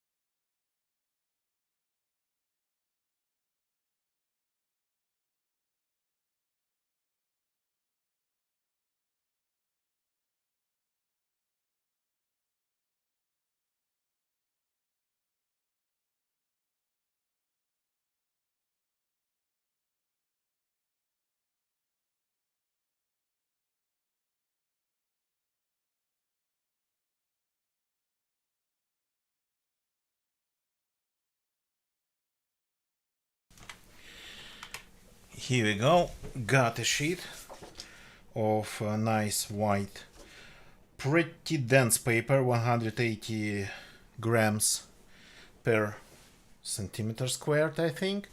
So that's from those times where people used to print photos at home.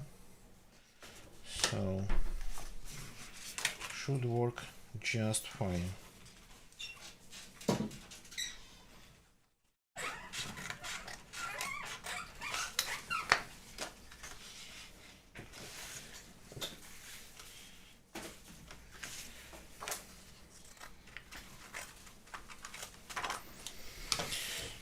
Just an additional layer of insulation between the board and the battery.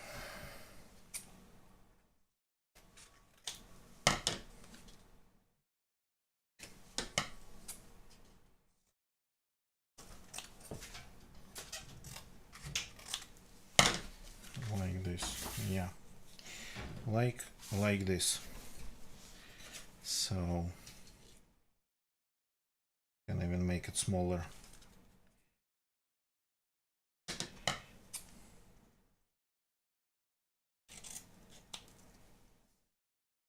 Just the board sized.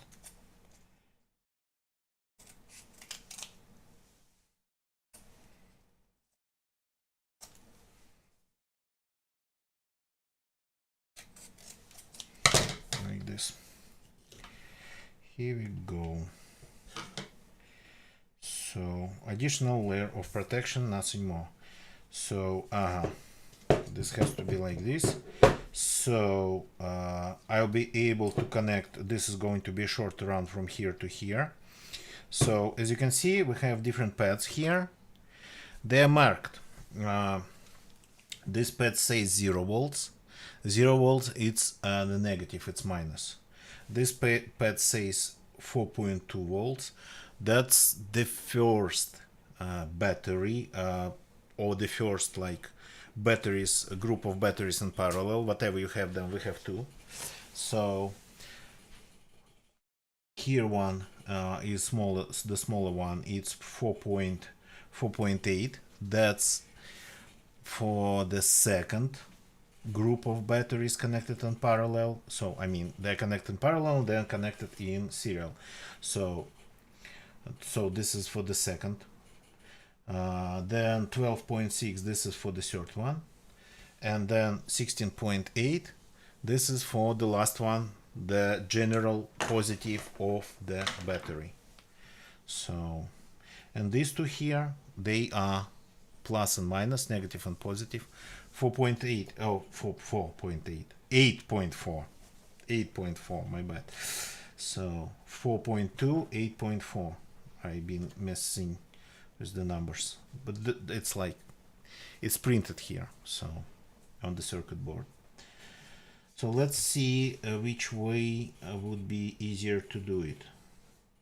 What if I just tape it with masking tape? And it will make soldering easier. And I solder it just right here. Or if I actually put it in the third hand and solder the leads on the third hand.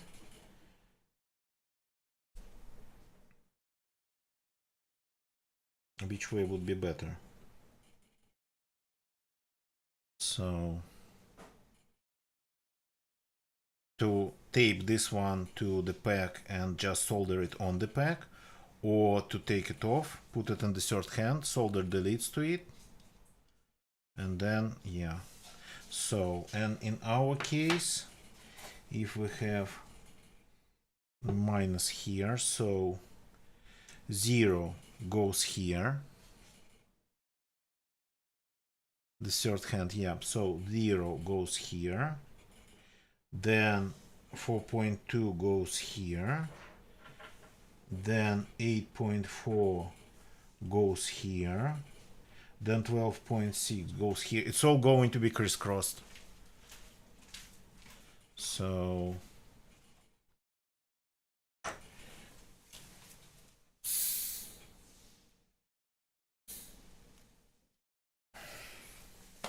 which is sort of kind of annoying a little bit.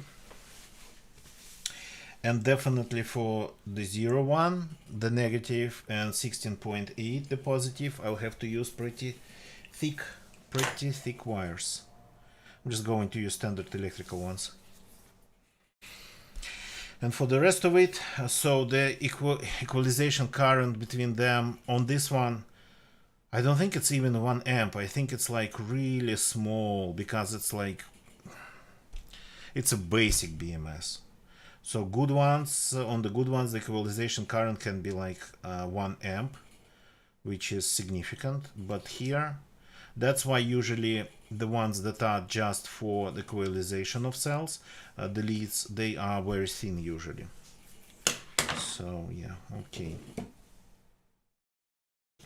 I'm curious, is it going to be possible to run like the nickel strip from here to here? That'd be cool.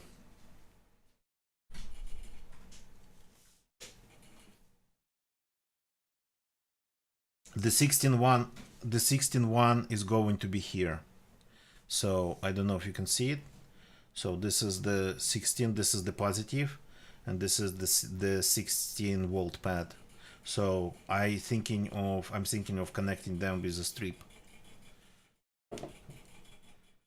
or with a couple strips. Okay, the third hand.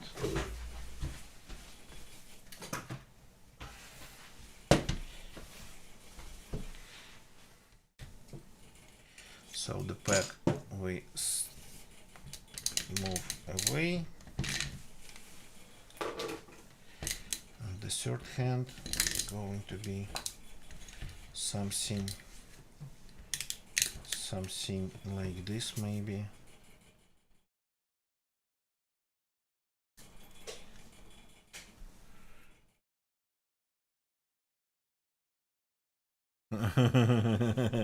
Yeah, maybe.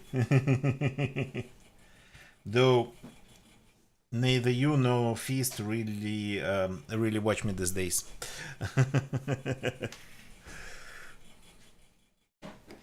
So give me a second.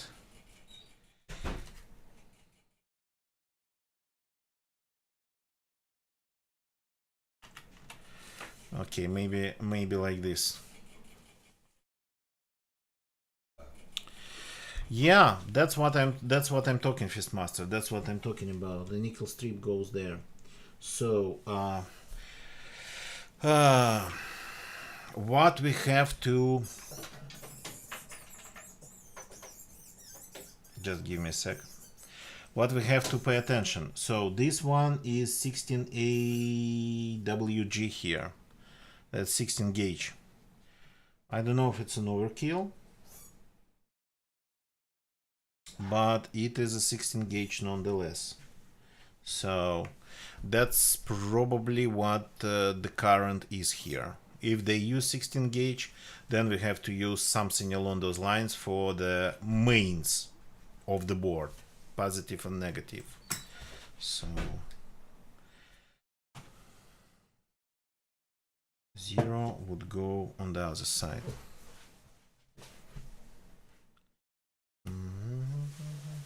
Oh no, that's just electrical stuff. I would wire my mains with this, so maybe not 16, maybe something a little bit thinner.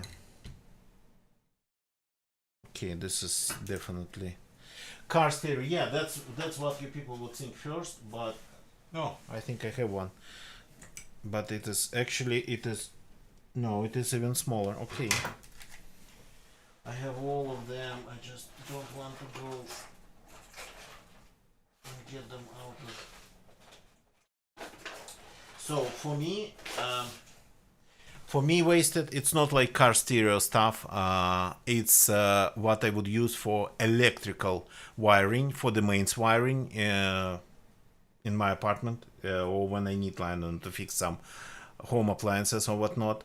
So that's for 220 volts, and at the same time it can be used for car stereo because it's absolutely the same copper. And gauge, there are different gauges.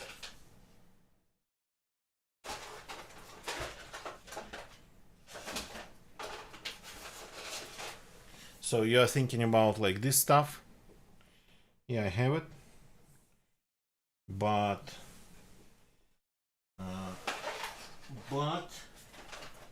I think I'm going to use something a little bit less expensive. Give me a second to figure it out.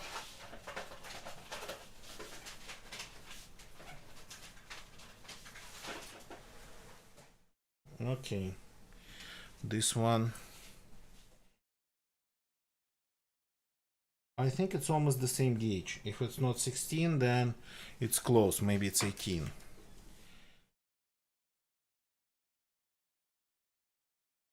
So I'm going to use this one for 0 volts.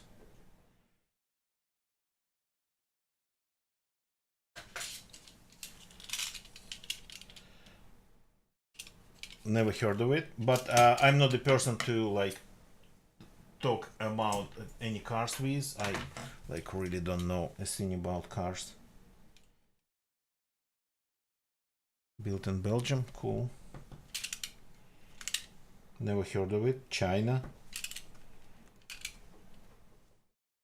I never heard of that. I do not drive. I don't have a license even. I don't care. Volvo? Volvo I know. Okay, no, this is definitely serious gauge.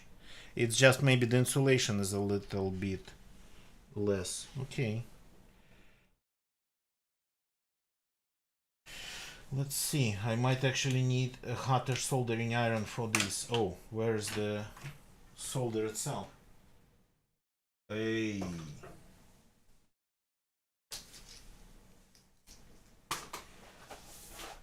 Where's my roll of solder? Owned by China. Still Swedish owned? Okay.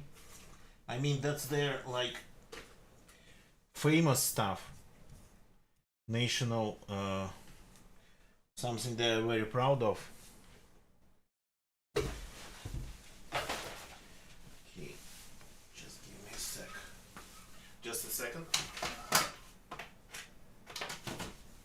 I'm getting some clutter here that I would really like to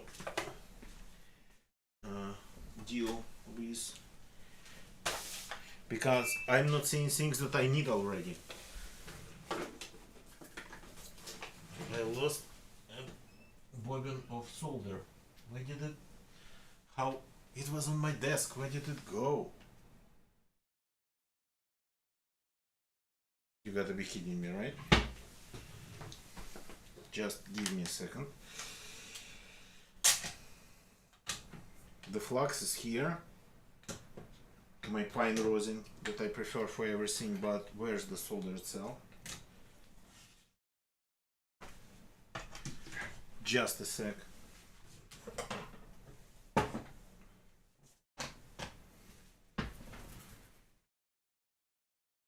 What the actual hell?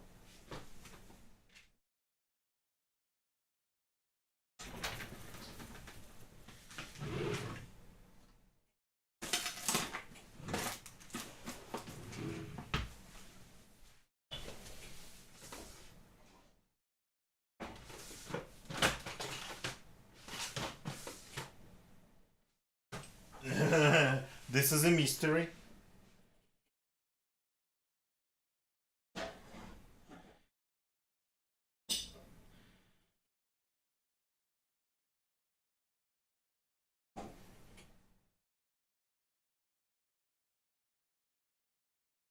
Well, I mean, if it fell on the ground, on the floor, and rolled away, which it can.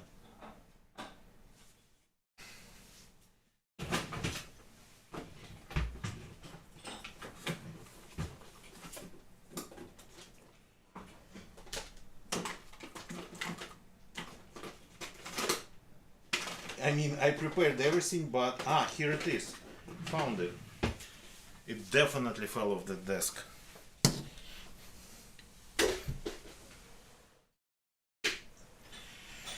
Okay.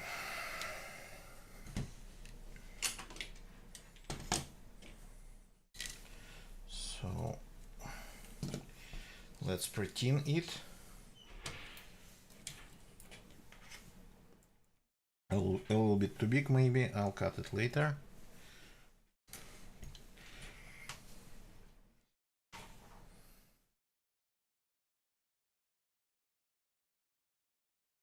My soldering. What the hell? It's like it's cold. Doesn't melt anything.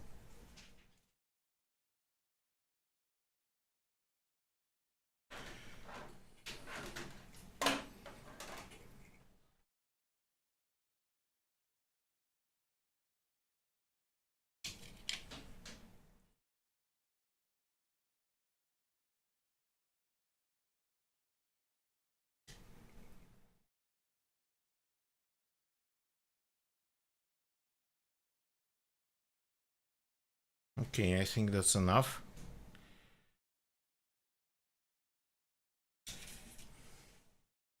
Let's see if this needs pre-tinning.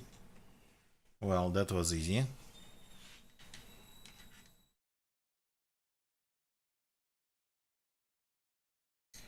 So this will have to go up, but first it will have to go down. So it will have to wrap around the board, I think. That's how I'm going to handle it.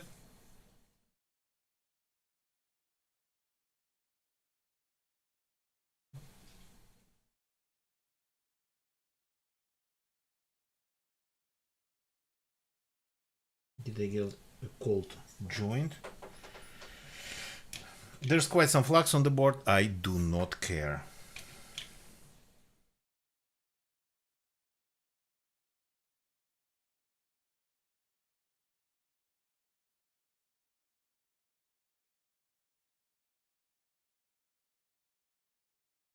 Actually, soldering things like that, maybe it's not a good idea, really.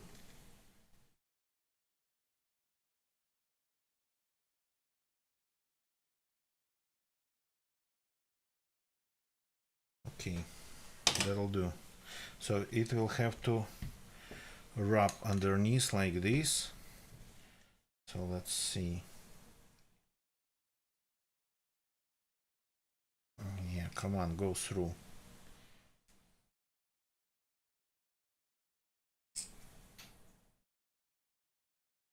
Oh, come on.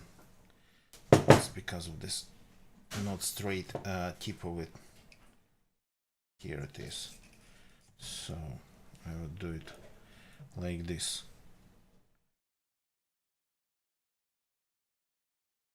So kinda can cut it maybe.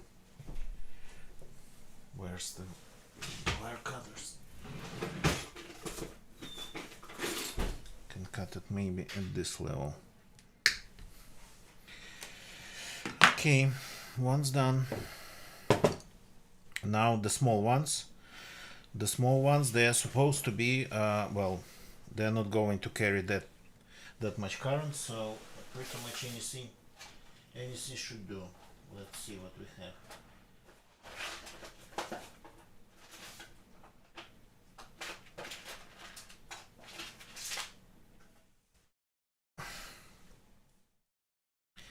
So for example, this thin one, it's not copper.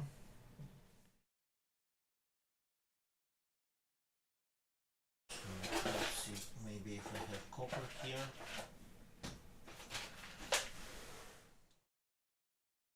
I have, but only pieces of it. So 4.2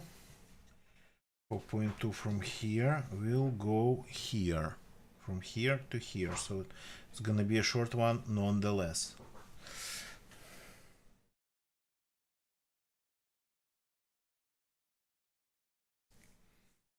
This one I'm just stripping with my teeth.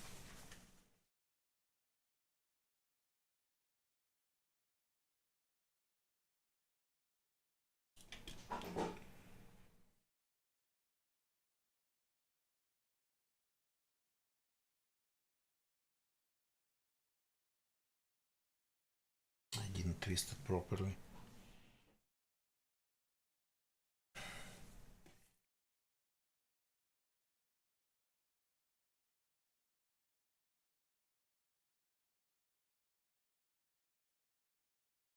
Okay.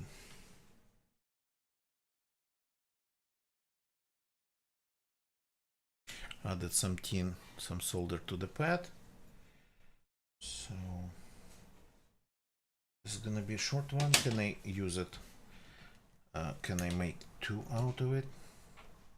Maybe. No, I cannot. It's gonna be just one.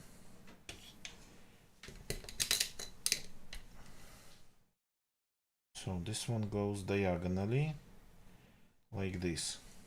So there is some like already planning going on, 3D planning.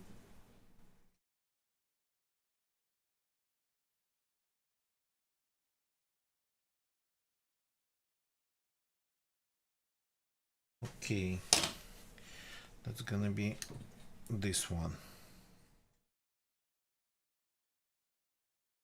Now 8.4. 8.4 will probably go, well, it can go underneath and then appear on the top. Okay, let's hope it actually all physically fits in the small, pretty small box. I already had to like modify it in order for this thing to fit in there. So now you cannot screw it on together properly. So Okay, I don't know. Let's take another cable. So this one, if we route it like this and like that, then maybe, yeah. Okay, that's not copper. Or is it? Whatever. You cannot have everything at once, all the wires copper, because, well, I mean, we already have nickel strips there. That's definitely not copper.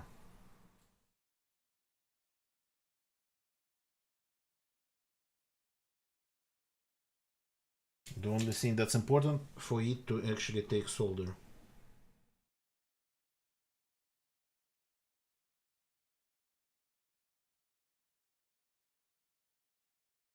If it takes solder, it's good. Okay, now this has to move.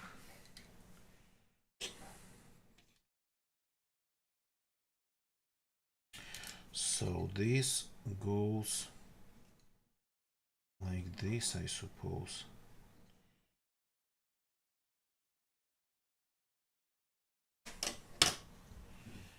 Wire cutters needed to be short, the pad's small. Okay. Let's add some solder to the pad. I hope you can see at least partially what I'm doing here. And then I'll try to solder it again. Like this. To run it underneath the battery. I don't know why. Because all the connections are going to be on one side. I'm not sure. I think maybe I'm creating actually a spider web here. For nothing. Here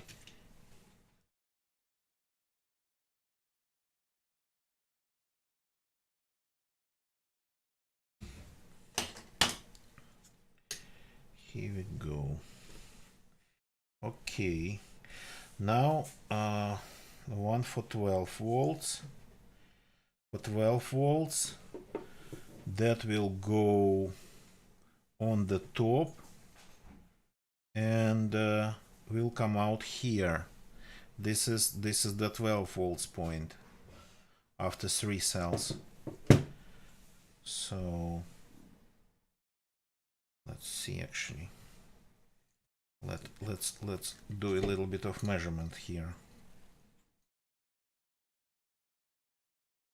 because I might be overdoing it a little bit already. So this goes like this. This goes here. This goes here.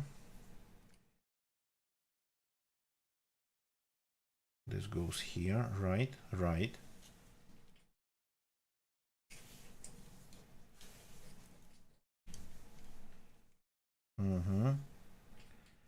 And then 12 volts would go back and here. So from here inside this channel, and then go like, yeah. Okay, so okay.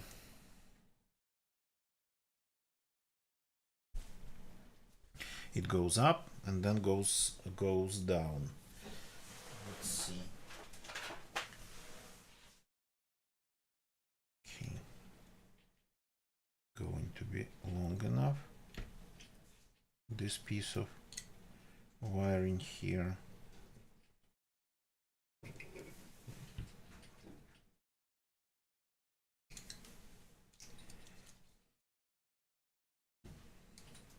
I'm just not cutting wires since I don't have any wires on like the reels here. And this one's a little bit too short, yeah. I'm just using the pieces from other projects that I have lying around, because why not? Simply need something a little bit longer.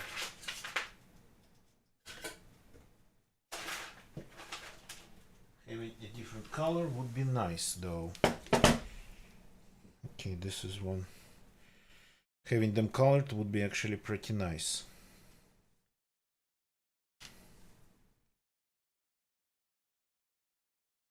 This one, is it long enough? Let's see. Yeah, they're all not long enough. I don't have all the colors though, so I'm improvising here. Okay, this one. This one's pretty thick, but whatever, that's what I have. Definitely a different color and different thickness. So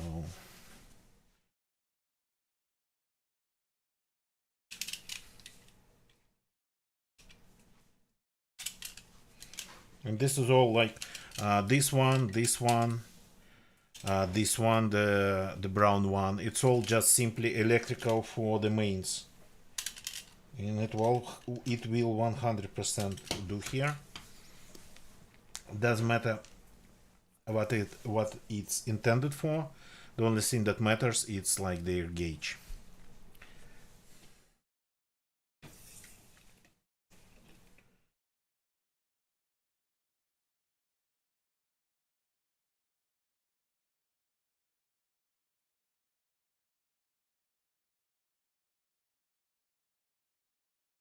So this is just the easy stuff. The hard stuff would be just fitting it inside the box, inside the case, and keeping it from moving inside the case, keeping it from rattling inside of this enclosure.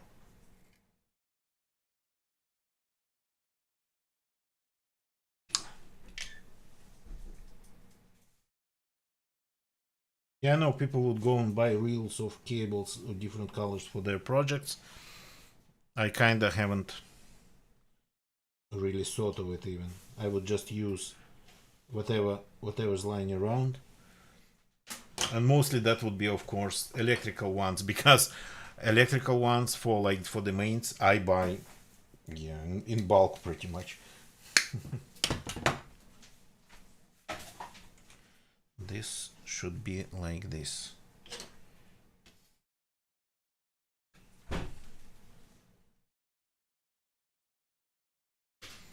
Here we go.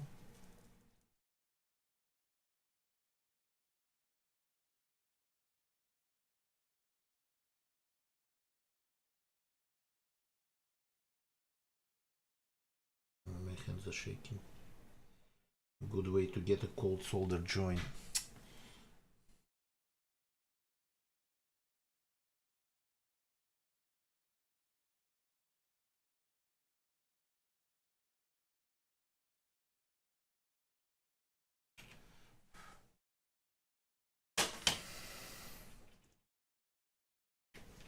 Ow. I overheated the board a little bit, but that's okay. And now for the last one. The last one's going to be a nickel strip. So let's do it, I guess. So we need the strip.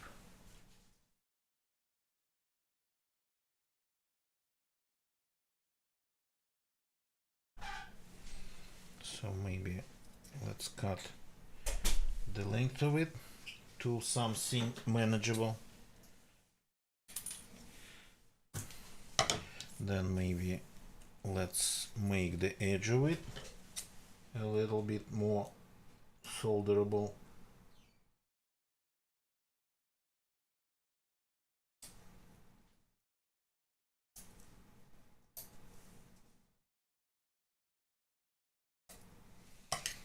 Like semicircle here.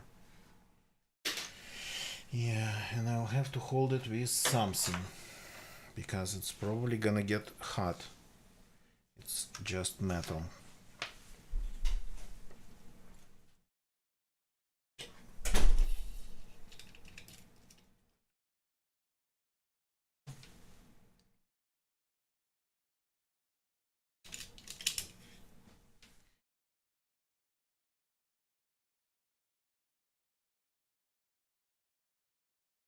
Okay, let's see.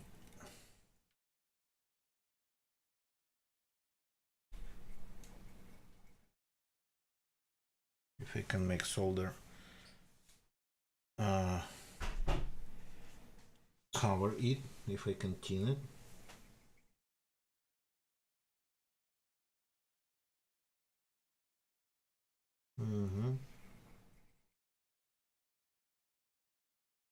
Just takes a little bit more scraping and heating.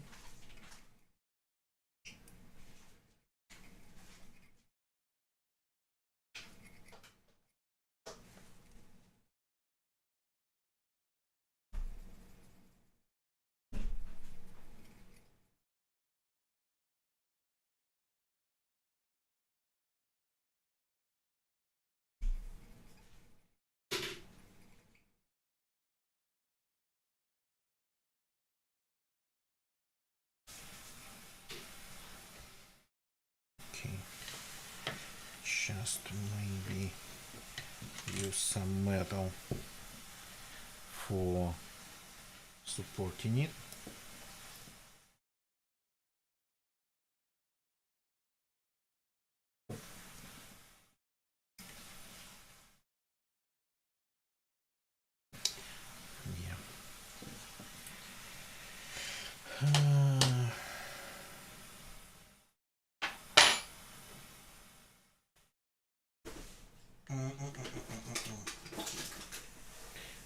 This way of holding it probably would be more sensible, because I need to transfer some heat to it, and I need to transfer some scratching momentum to it.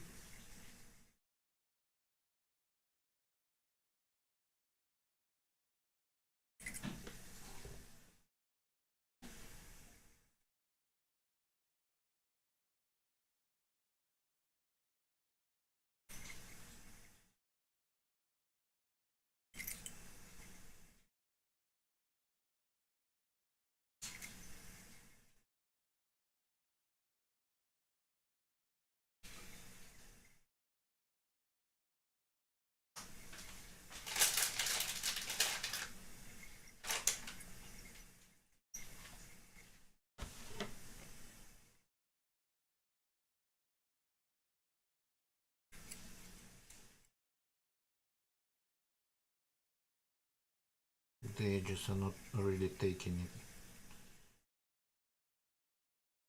Okay.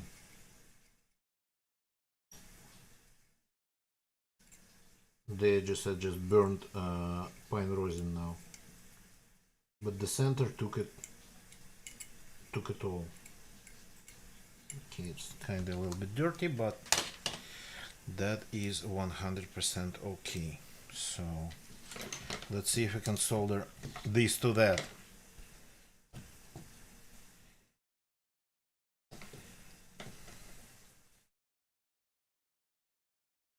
Just by putting them together. Like this. Oh, what are you? Okay, I apparently don't know how to use the third hand.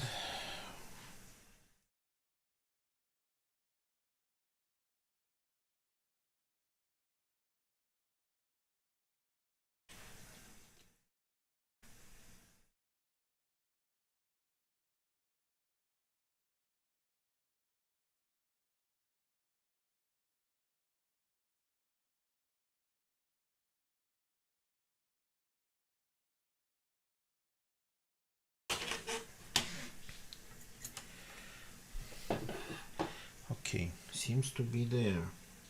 Ah no, did not work. So maybe we have to do the edge of it. Not just the plane, but the edge of it.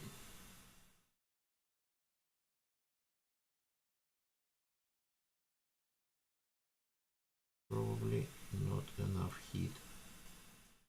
Actually, it's not really transferring any heat, so I can sort of hold it in my hand still.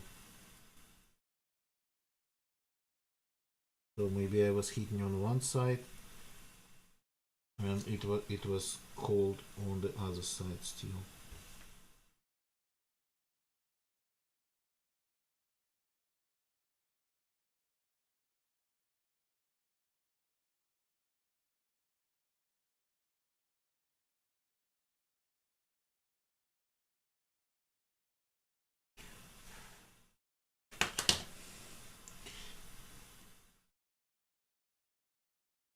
Okay.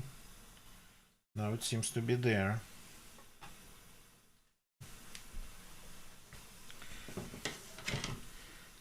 Maybe not the best way of soldering it. Okay, now we gotta actually try to measure it, if it's going to even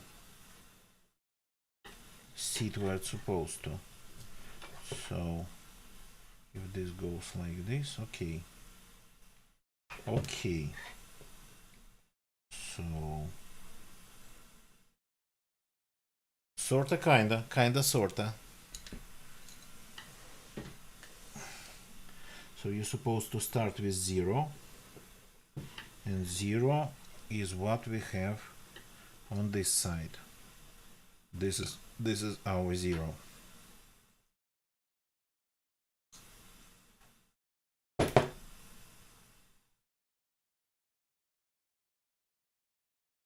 Uh, 0 volts, which is negative.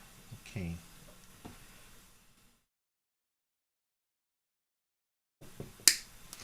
Cutting everything to the length.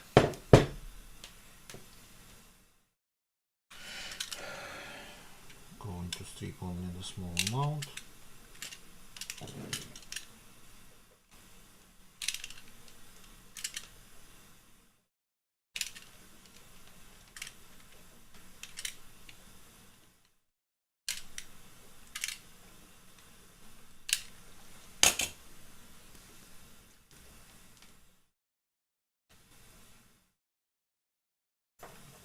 Retaining.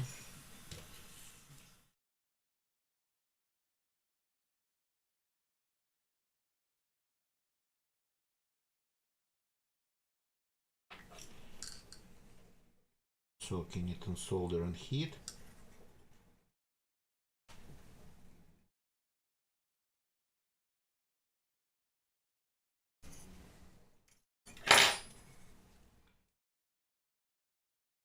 Till it gets nice, shiny, and very toasty in my hands. Started to untangle because of how I'm holding it.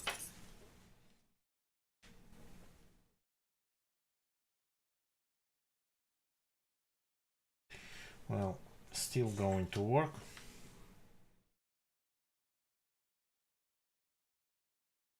Just less pretty. Probably simply with more solder inside between the strands.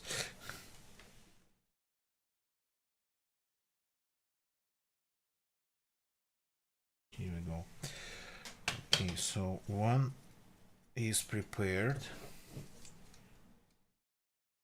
It's supposed to be like this, and then like this. Ow, still hot.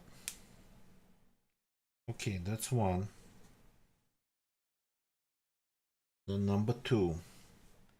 Number two goes just here. So let's prepare this.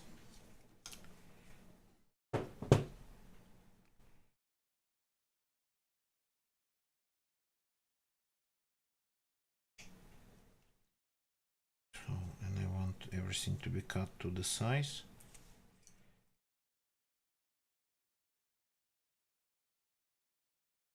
On this would be something like this.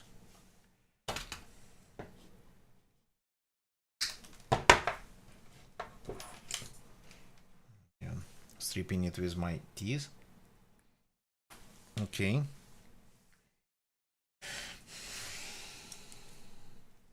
Twist it properly.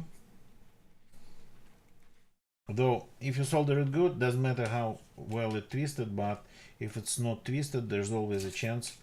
If it's not twisted properly, there is always a chance half of the strands, like some of the strands, just didn't get soldered.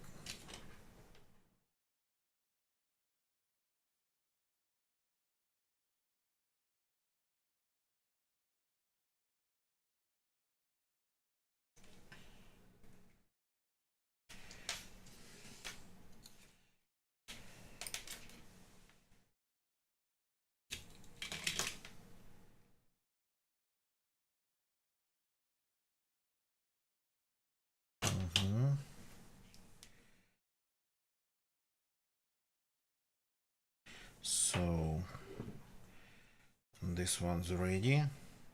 Now the last one. The last one's going to be a little bit trickier.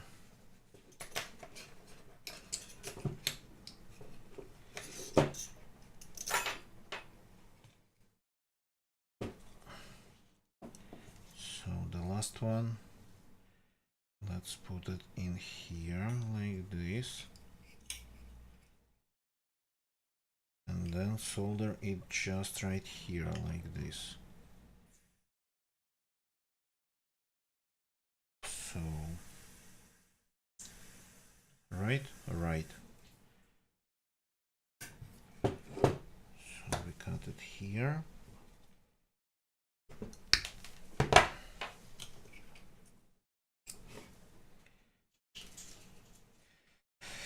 This one is a little bit too thick to be stripped with just teeth.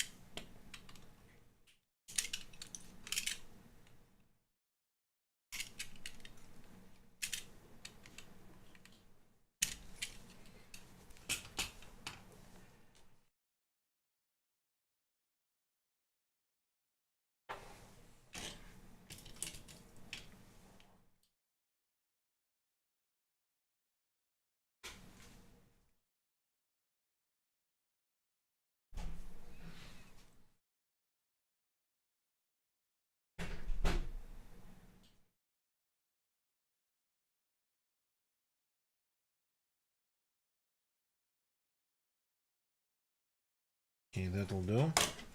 So it's these leads are ready, but we still need plus and minus. So, and the positive I'm going to try to take from this one. That's gonna be our positive output or input.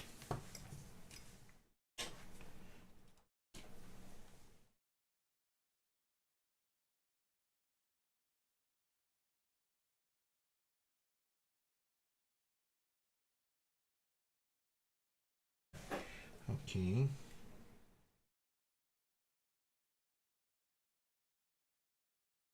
Oops. Yeah, always happens.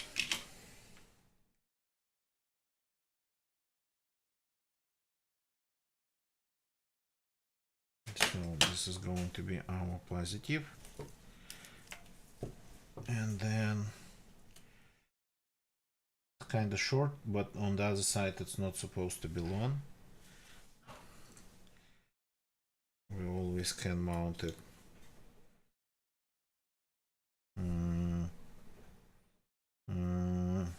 Yeah, the physical dimensions of everything, that's gonna be the big problem here.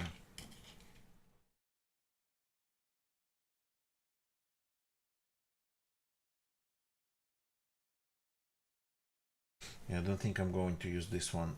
I don't feel really comfortable doing that. It might end up being too short.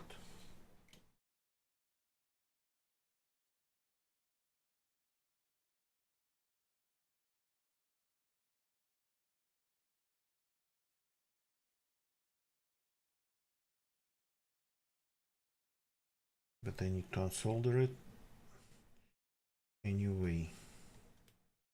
And I think I'm melting plastic here.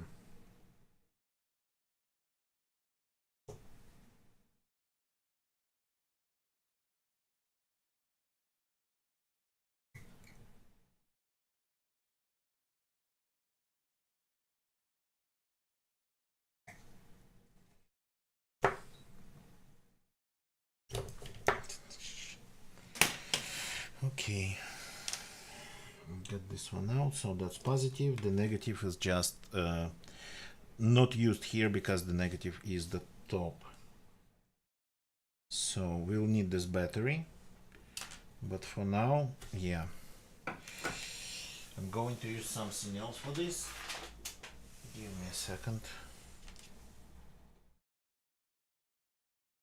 This one is just a tad longer. We need something better.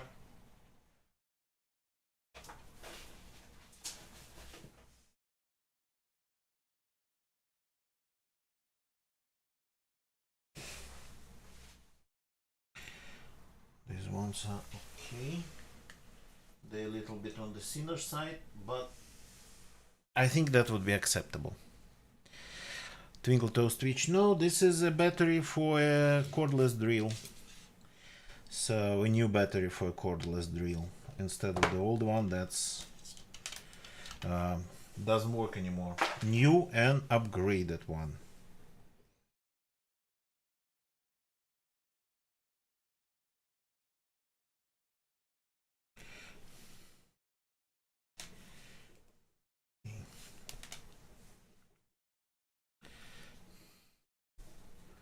Almost as useful as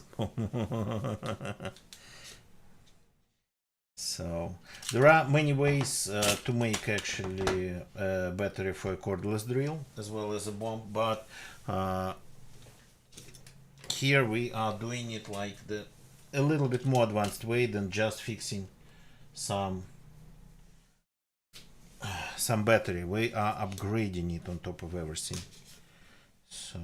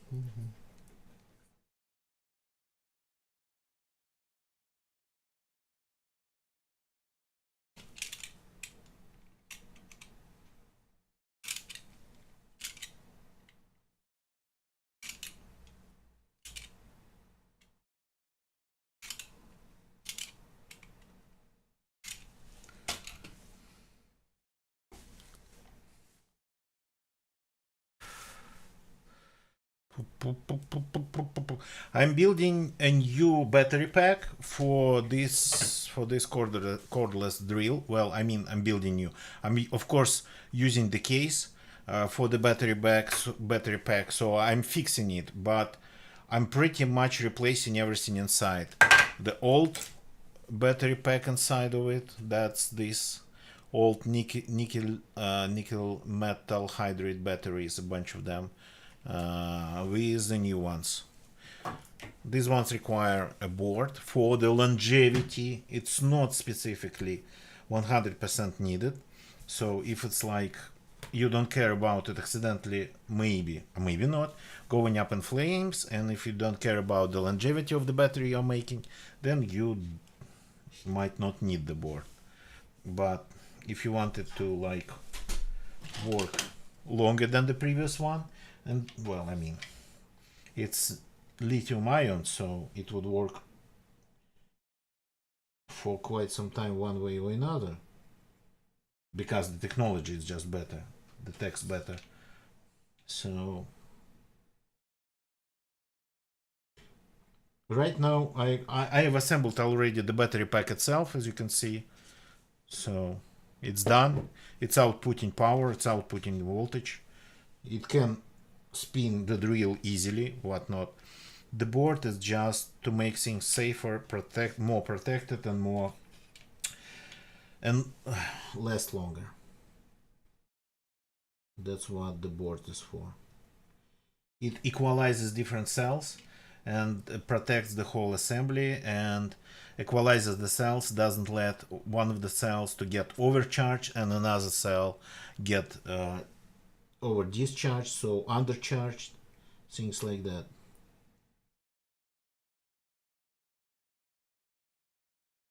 In case of old like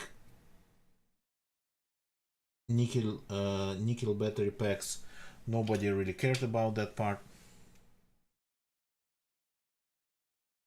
but lithium, yeah, it can go up in flames. This type of lithium.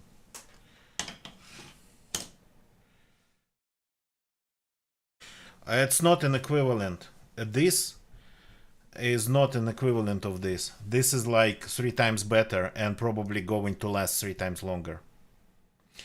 And this one has a capacity of, let me check, 1.5 ampere hours. This one is 1.5 ampere hours. That's the capacity of it.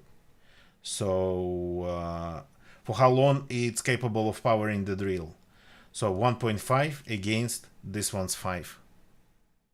It's more than 3 times more capacitive. Well, you got me. So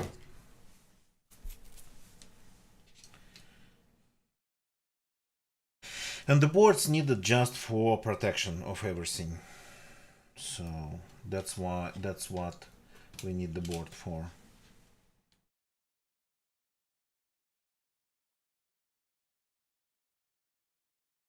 The green one's going to be way better. And considering the fact that the drill's not working anymore because the old pack is just completely done.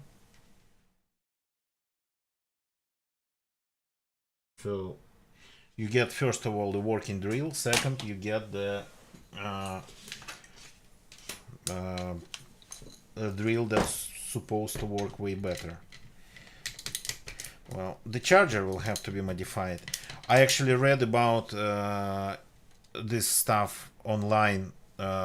People complaining that chargers, even for like super well-known brands like Bosch, Makita, and whatnot, the chargers are super dumb, and they are so dumb they're capable of just driving any good, bad, whatever battery into the ground and just pretty fast, because the chargers are would be sending too much current, would be just not really cutting off the current when the battery is charged, and etc, etc, etc, things like that. So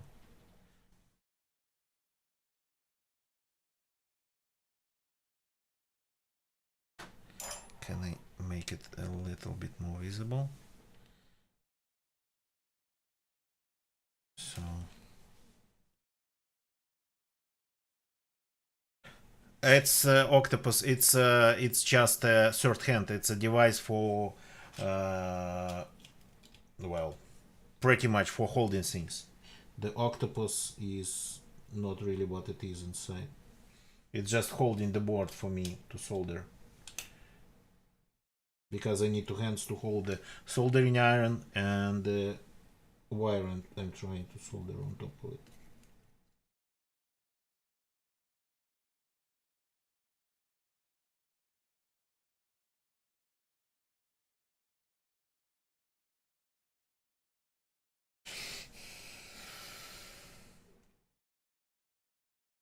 Gonna get ya. Nice to see you.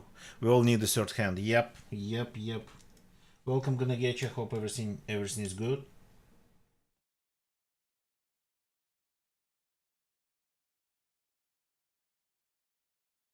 We need a couple third hands, I think, all of us.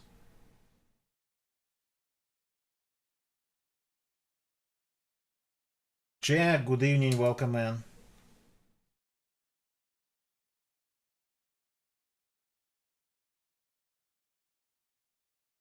I kinda soldered this wires angled, but okay. Still, yeah, I still. Actually, I'm going probably to keep what I have, which is not a lot, but I'm probably going to keep it, well, forever pretty much, till the end of it, just because that's how it is in my family. Okay, now it's time to start soldering things together. So, let's see. That's when the real currents might start flowing through the thing. Solder on more hair is needed. Yep, definitely. So let me find a way to hold this temporarily in place. Don't forget about this piece of paper.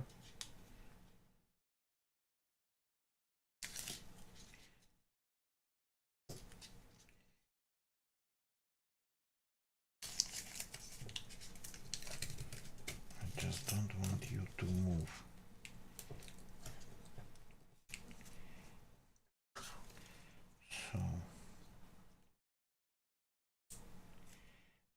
this, like this, and this is going to be a part that's a little bit harder. Soldering this to nickel. I should have created pads. Yeah, because this is going to be a little bit harder.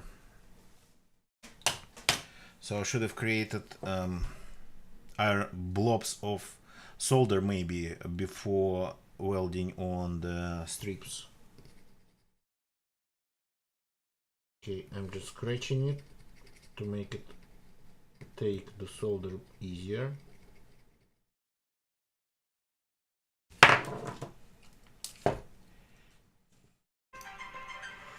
And I'll have to, yeah, try to put a blob on there without overheating everything around. It's only the edges, but still.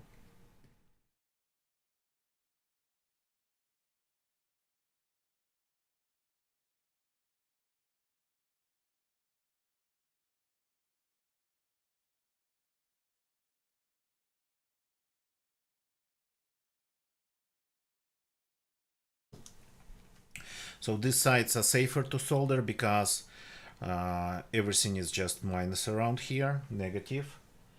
But in other places it's going to get harder. Okay. I need something to hold it down. The way I didn't envision it like that.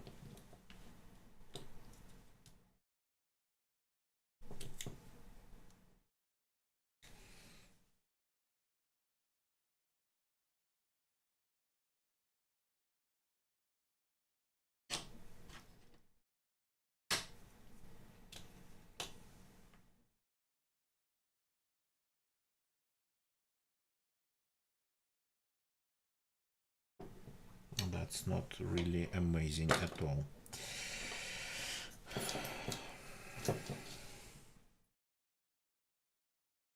Yeah, that's not amazing at all.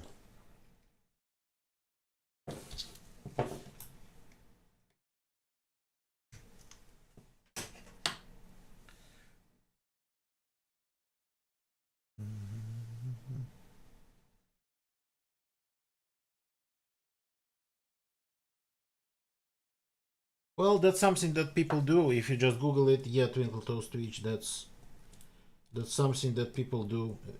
Or if you just, I don't know, bring it to a workshop that fixes like power tools, they would probably offer this to you. Something like this to you. So lots of people do this stuff.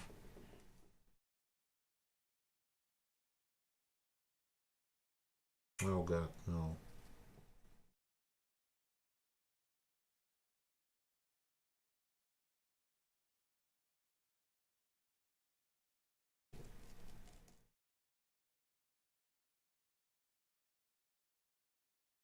I hope I got it.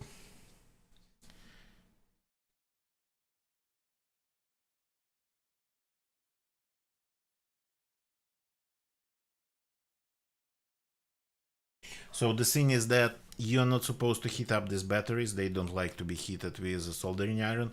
That's why you actually weld them together. But these wires, you got to solder them on. So, but the good thing is that the strips, the nickel strips, they do not really conduct heat that good. Oh, it's holding there. Okay. It's there. It's not going anywhere. Okay, that was the first one. Now the second one. That's where actually, so we are connecting electricity now.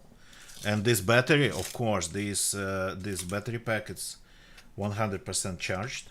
So and this is the first one that will create a circuit.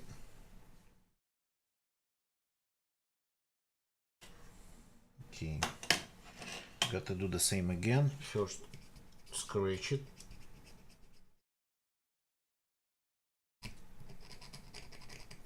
to make it take solder better. Nickel just needs more heat. And these are either nickel strips, but I don't think it's pure nickel. I think it's nickel coated strips.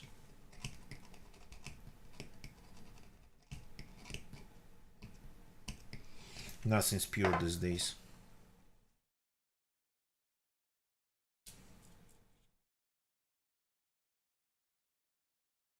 Okay, now let's try to create a blob of solder on the strip itself to drown the wire in it.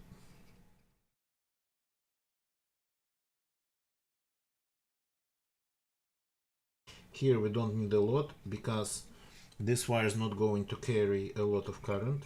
Actually, it's going to be super not a lot of current.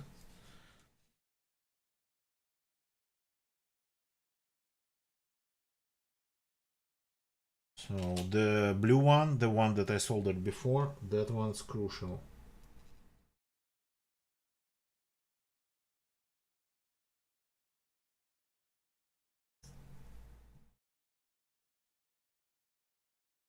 Okay, did I get a cold solder joint? No. Okay, it's holding. Okay, so the battery, the board here is already getting some power, so gotta be careful now, because even though the voltages they're not going to kill anybody, this thing isn't capable of that, but magic smoke easily, and actually copious amounts of it. It can give you like a ton of magic smoke and actually melt the cables, melt the strips. It can. These are good cells. It's Eve, produced by Eve, and they are considered like high current cells. So not just safer, not just capacitive with like big capacity, but on top of it they're capable of outputting higher currents without dropping the voltage. Okay, so now the last one. No, not the last one. I forgot one. 8.4. I forgot the 8.4 one. Oh boy. Okay, that would have been bad.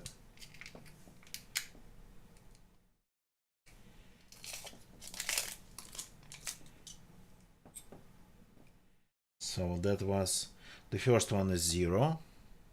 That's minus the negative of the battery. The second balancing one is 4.2. The third one is 8.4. So it has to be soldered like here. Okay.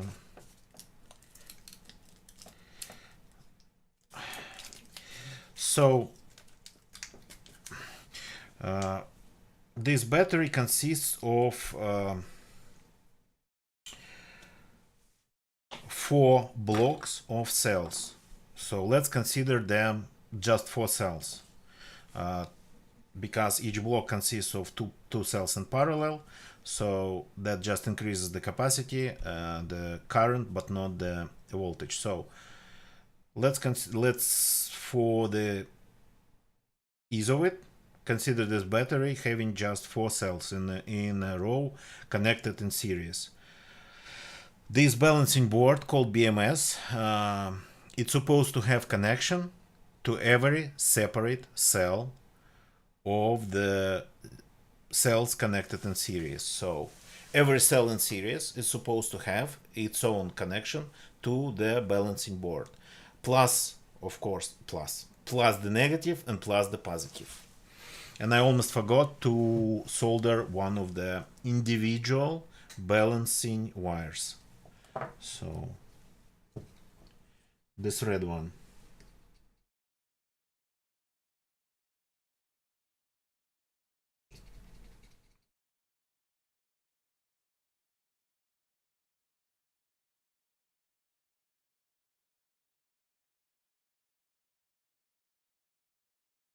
scratching the strip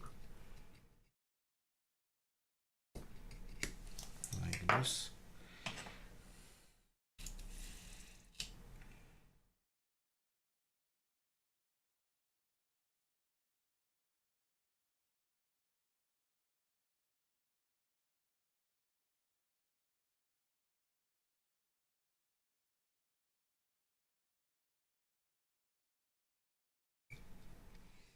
Okay, good.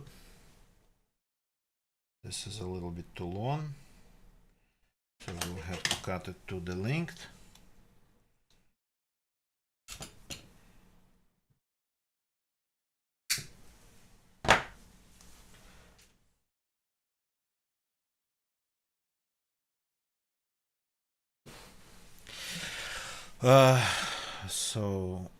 No, I didn't connect one to the BMS, to the board that keeps them pretty much running better. So if I forgot to connect one, that depends on the board. Some boards would just stop working. The majority of them would just stop working. They would stop balancing and protecting the cells. The assembly would still work. It would still output power. It would still get its charge if you charge it. But the balancing board, this one, won't be able to protect it anymore, or maybe it would still be able to somewhat protect it. That depends on the logic on the board. You're supposed to connect everything that has to be connected in order to get the full capabilities of the board working. So, and you're supposed to connect them to the board, like, because we already have some current flowing through the board, so you're supposed to connect them starting from the negative 0 volts and then going up. So first you connect the minus of the whole assembly, then you connect the first cell from the minus, so it's 4.2 volts, then the second cell, that's 8.4, then the third cell, that 12 volts, 12.6, and then the last one. So that's how the BMS work. The BMS boards work. So they got to see every cell in assembly, or every block of or every block of cells connected in parallel. So if the cells connected, if we have 2, 3, 4, whatever cells connected in parallel, that does need balancing, because balancing happens naturally in parallelly in cells connected in parallel. So, but in cells connected in series, yeah, you need balancing if you want the thing to work for as long as it can. So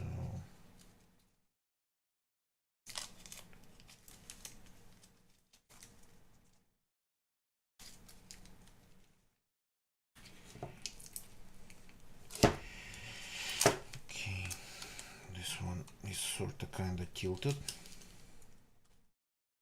I want it to stay straight, and it's getting tilted because I solder it on. I keep soldering new and new wires, and I want it to be like more or less straight to just look better. So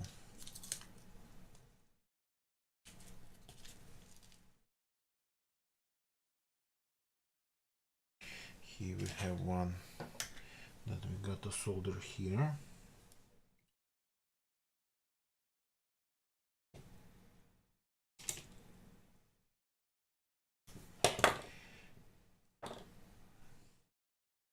Yeah, this is my first time actually soldering wires to nickel strips. This is my first time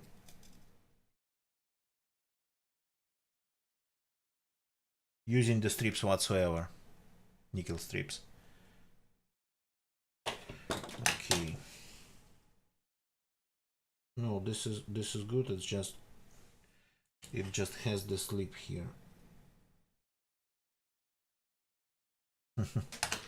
Okay, so, and then the last balancing one. No, the last balancing one is this one, but this one we are going to weld on top of it. That's why it's a strip. And this one, this one's supposed to go maybe like here. If I fit in there. Okay, doesn't fit.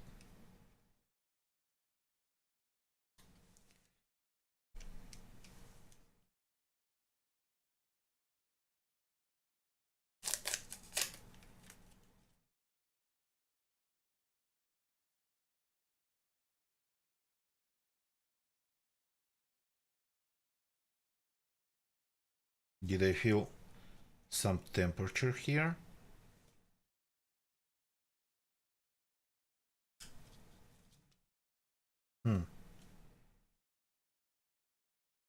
It is heating up. It is definitely heating up because it is receiving current now.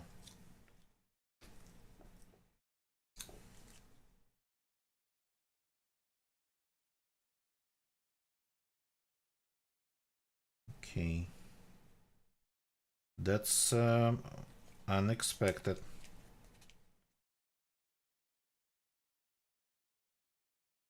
It's not doing technically anything yet. Technically.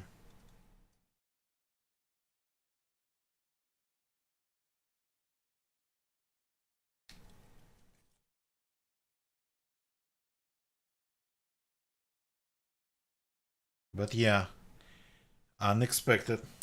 So because it's not doing anything yet, but it is getting electricity from the battery, but on the terminals that are only for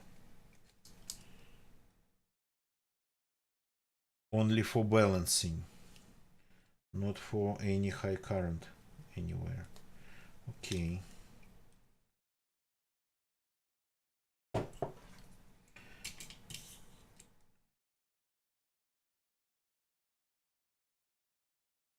I forgot to scratch it.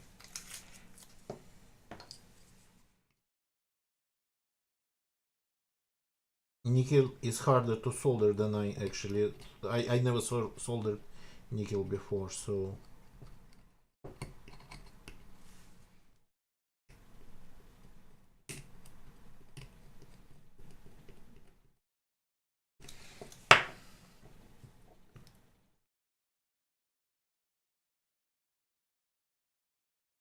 Okay, like this.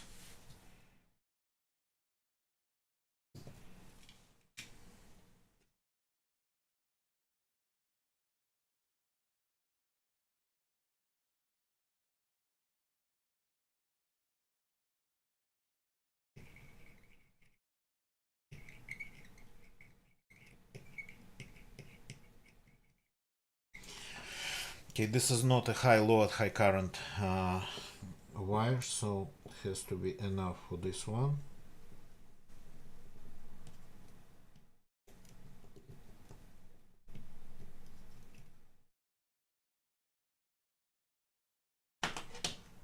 This is like the positive side of one of the packs, one of the serially parallelly connected batteries. So okay, it's not going anywhere. This we got soldered, and now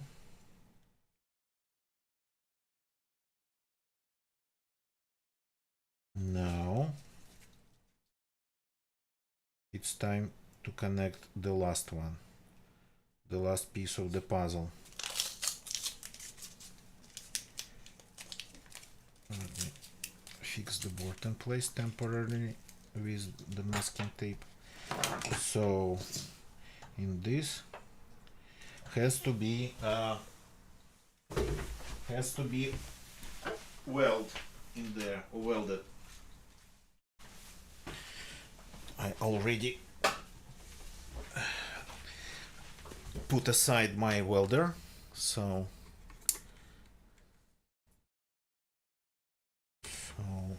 here we go. Let's put it on 7. So this one is foot operated. There's a pedal, so don't think it's magic. It's not a timer, it's just pedal.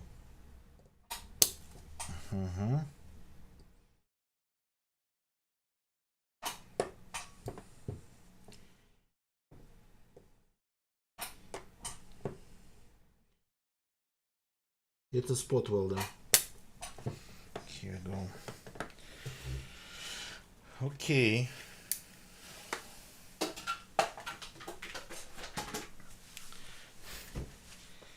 So, oh yeah, these are hot now. These are, I think what it's doing right now, you know why they're hot? Because they're dissipating power. Why are they dissipating power? Because the board is already trying to passively balance the battery. It discharges some of the elements to make them all equal voltage. So let's see, let's actually see. We can measure voltages. So we have here 0 volts. Or evil. I think it is already doing its job. That's why it's getting hot. So passive balancing is like it has to discharge the batteries, dissipating some power. How would it dissipate power? How would it use up any power? Just turning it into heat.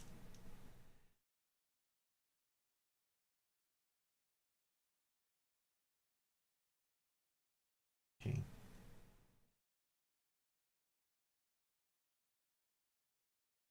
It's like I cannot read the... here it is. Okay, let's remove it. So it's already doing its job.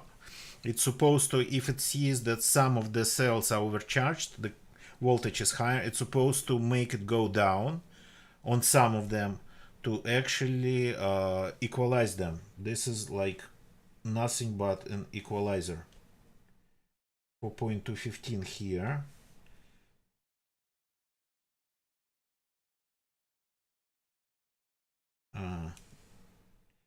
4.210, so there's difference between them. 15 and 10, did you see that? 4.213. So that's the difference. I'm seeing the difference here. 4.221. I'm already seeing the difference. It's not really a battery. So this is a battery. This is a battery. This is an active part of it that protects it. So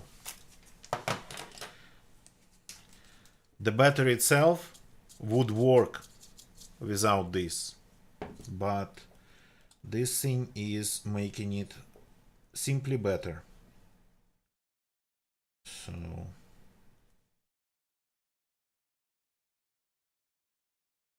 okay, let's measure if we have the output voltage here. That's the main test. That's the positive. That's the negative. Why is it outputting 12 volts? Now it's 10. I cannot even measure it properly. What?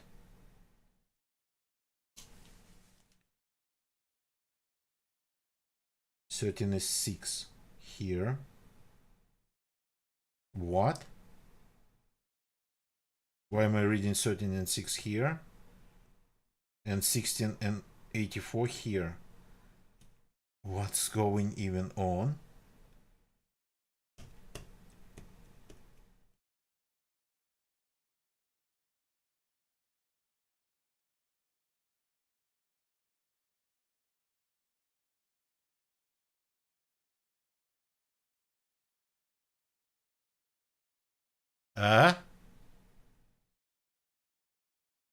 Isn't it supposed to output the full voltage? Is the thing working even properly? Okay. Let's see if it is working properly. It's like losing some of the voltage. Yeah, it's like losing some of the voltage on the way. I'm reading 16 here and I'm reading 13 here. What? That's strange. So in order to check it, I will have to actually somehow connect it to this and then put this in there in order to see if it even outputs the voltage. I mean, if it outputs the current. Yeah, the plot sequence, that's a little bit unexpected.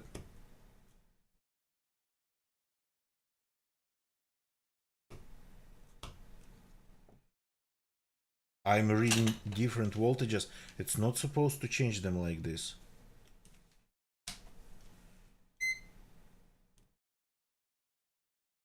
$16 here and 13 and 7.3 here. We're losing quite some volts somewhere in this one. Let me check if I connected everything properly. So this is 0, this is 4.2. Then the next one is going to be 8.4. Then the next one going to be 12.6, and the last one 16 and 8.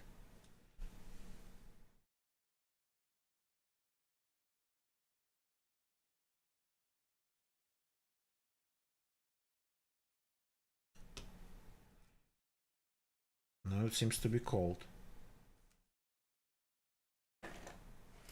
Okay, at that unexpected. Yeah, the plot sequence. So for testing it, if I want just to test it, I'll have to somehow solder it to this one. And then like put it in the drill. It would be easier to just assemble everything to see if it works. It would be way easier to assemble it. So the problem here is not like assembling this thing, though we encountered something that I did not expect. The problem is to physically fit everything inside the battery itself, inside the case itself. So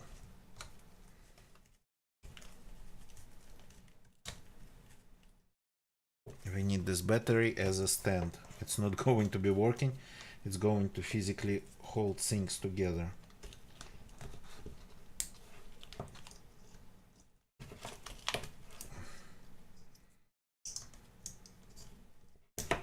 Okay.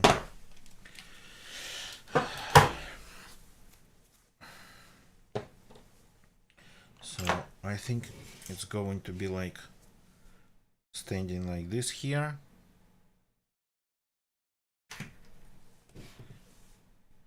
But of course we need to completely cover this part of it.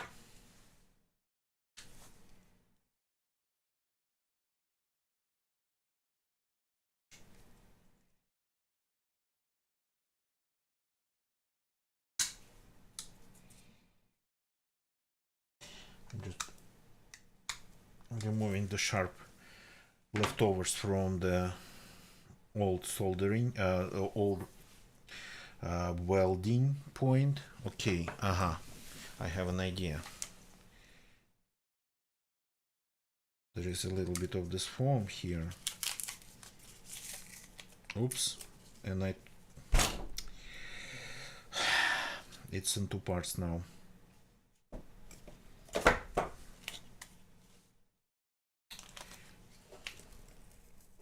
This foam is just a huge pain in.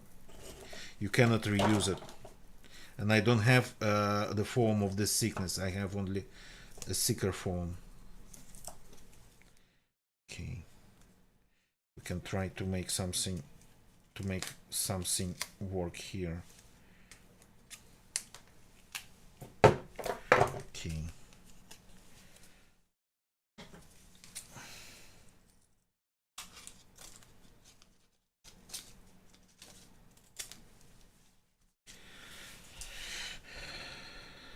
So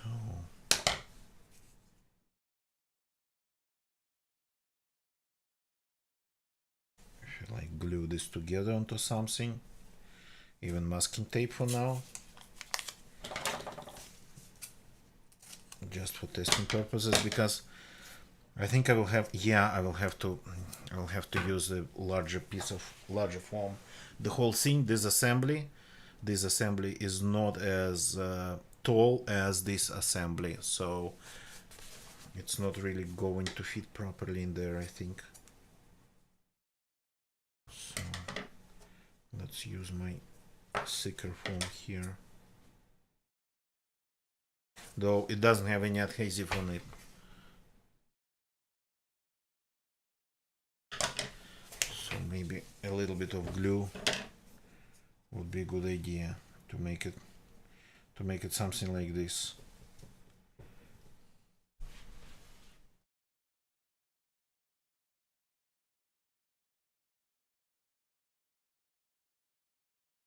So like this. Okay, let's try to attach this piece of foam to the battery. Let's cut the corners to make it a little bit easier. So I bought only 5mm foam and it's a little bit too thick. I have no idea. This is the first time I'm actually installing a BMS. I'm going to check if actually this battery can power the drill right now. If it can power the drill right now. So maybe this is faulty.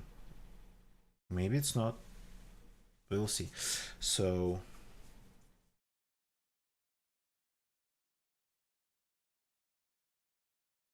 I need a little bit of basic glue here. I hope it doesn't melt the foam, because some of them do.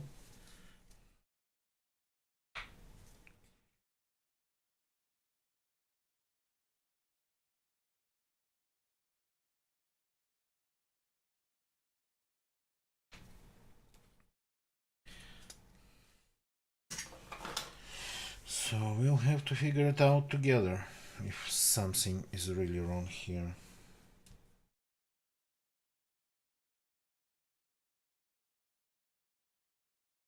So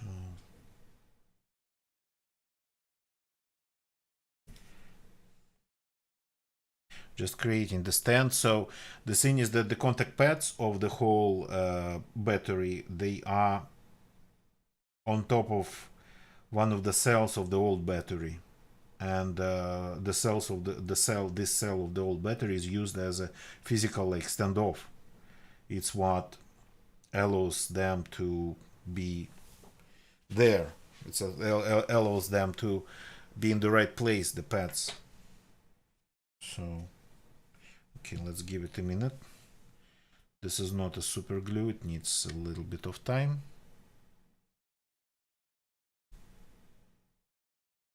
So, and then it's supposed to be like that. Okay, let's see. I already had to modify this quite a lot.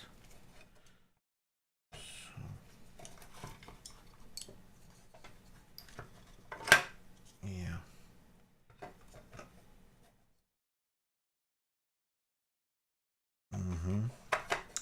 That's a bad thing, because these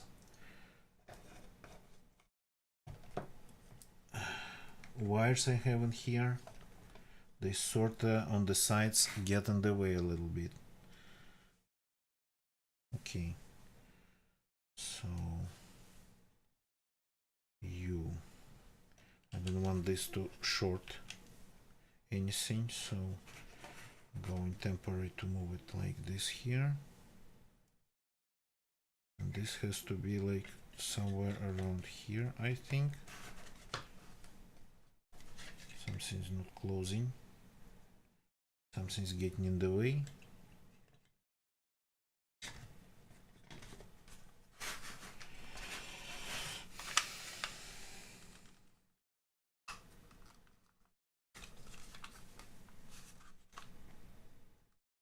Well, we got all the pads where they're supposed to be, so this part worked.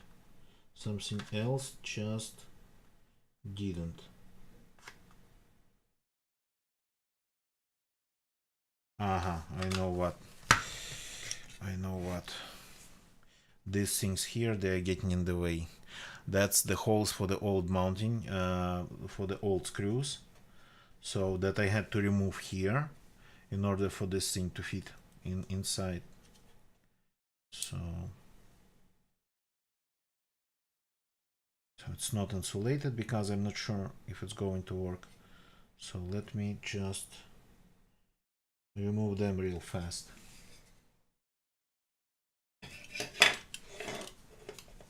I'm not sure if I can cut them or melt them.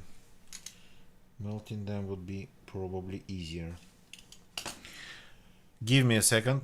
I'm going to use a different device at a different place to actually melt some plastic off this thing, because well, cutting is another way of doing it, but if I use a Dremel on this plastic, it would be still melting it, because that's how it works. So be right back.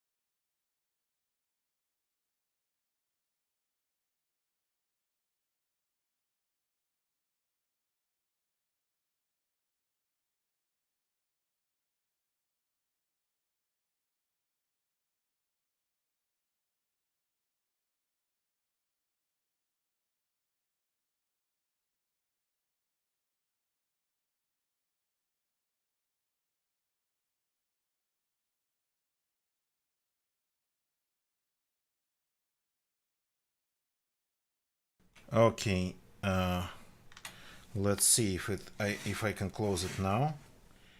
I removed the parts in question.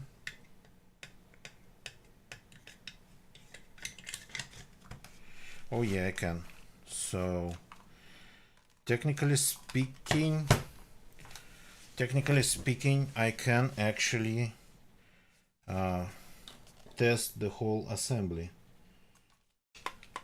Yeah, it's rattling inside, so it'll need a pad of the material. It'll need some additional work to just keep it in place here, but that's the second thing. The first thing is just to test it. So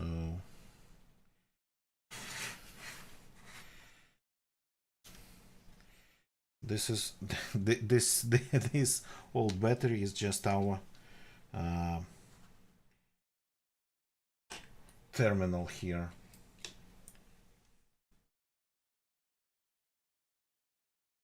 Let's see if it even works.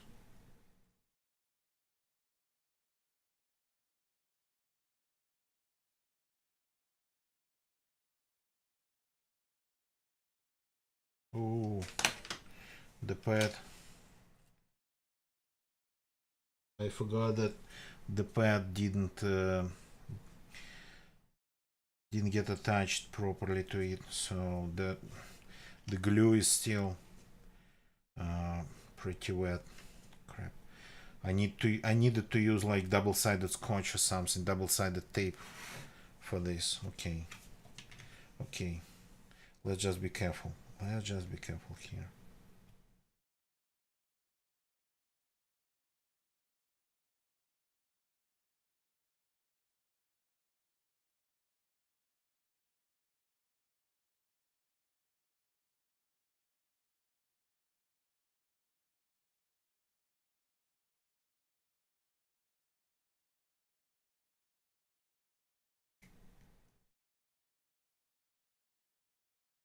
Okay, that's plus and minus, more or less connected.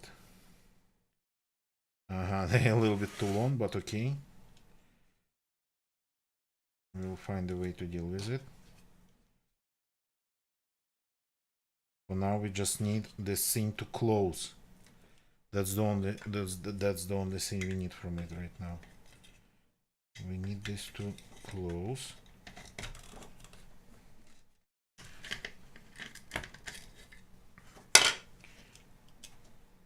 Then I'll make them shorter. They are indeed a little bit too long. Okay, closed. Yeah, it's still moving inside. Okay, let's see if it actually can do anything. No, it cannot.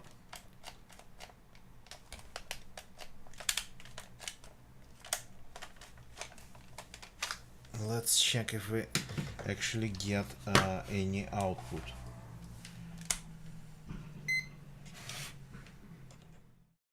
$13 volts we are getting here.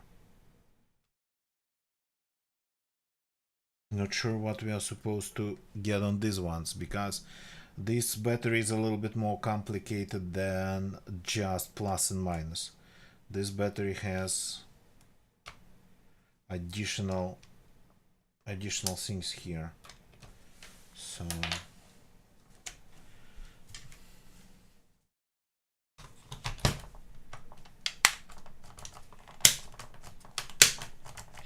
nope. While we actually have output here, the drill is not spinning at all.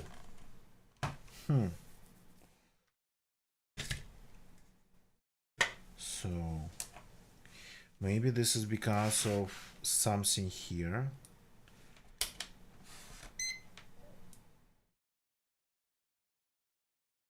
We have voltage here.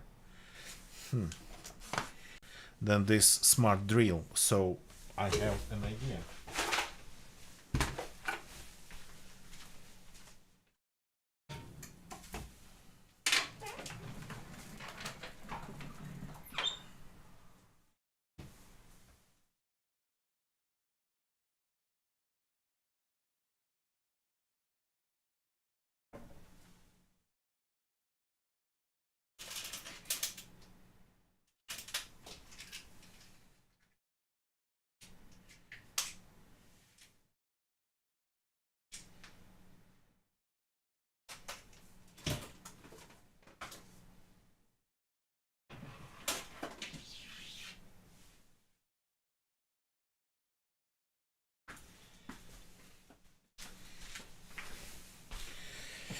So this is a device that I use for discharging big 12-volt batteries.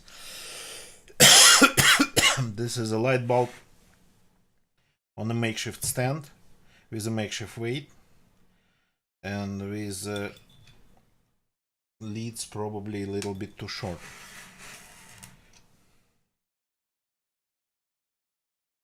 So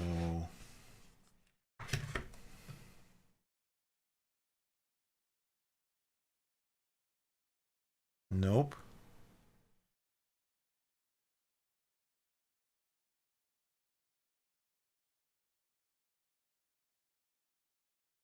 Okay. While we have power on the pads, we don't have any current on the pads. And I don't want to destroy the light bulb because it's 16. So the current is just not there. Yeah.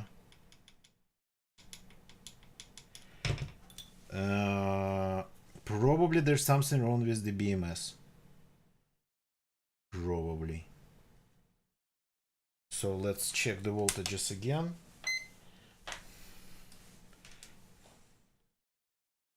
"13 on the output, but while it is receiving 16. That's not right. That's not right at all. I think.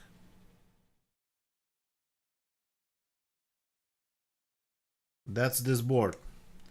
Balancing board. So let's check the voltages again. So 0 is here. Supposed to see plus 0.42. Plus 4.2. Plus 4.2 on this pad. Okay. On this one supposed to see 6.4. 6.4 on this pad. Yes. So physically it's all connected. Supposed to see 12.6 on this one, 12.6 on this one. We are seeing 12.6 here. Good. And on the last one, we are supposed to see 16 something. We are seeing 16 something here.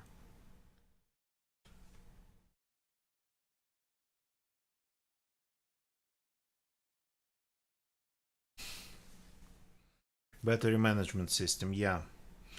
Well, there's not a lot of management going on with this one.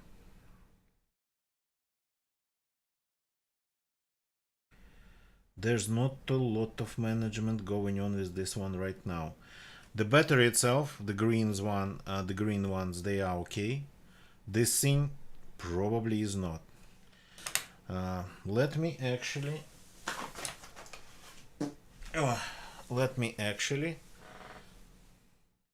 ask, for example, Google about it. Why not? So I could ask like Grok or Quen or a couple other models, but let's ask Google. So I've got a BMS soldered on a battery pack.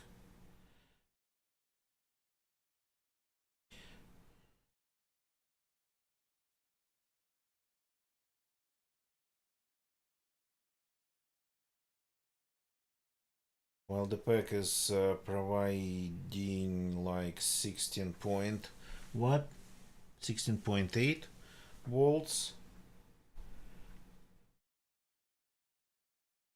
And everything, while we were on, but but not dishonest, yeah. And everything seems to be soldered on properly. All the cells are properly connected.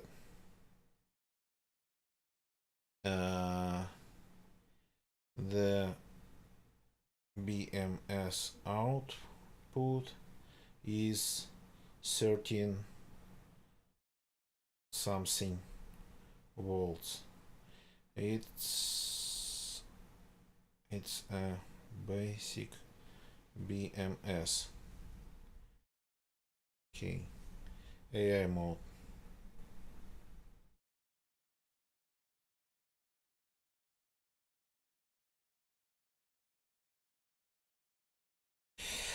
The most likely reason your BMS is outputting 13 volts instead of 16.8 is that it's locked in a protection mode or experiencing a voltage drop across the MOSFETs because it hasn't been properly awakened from after soldering.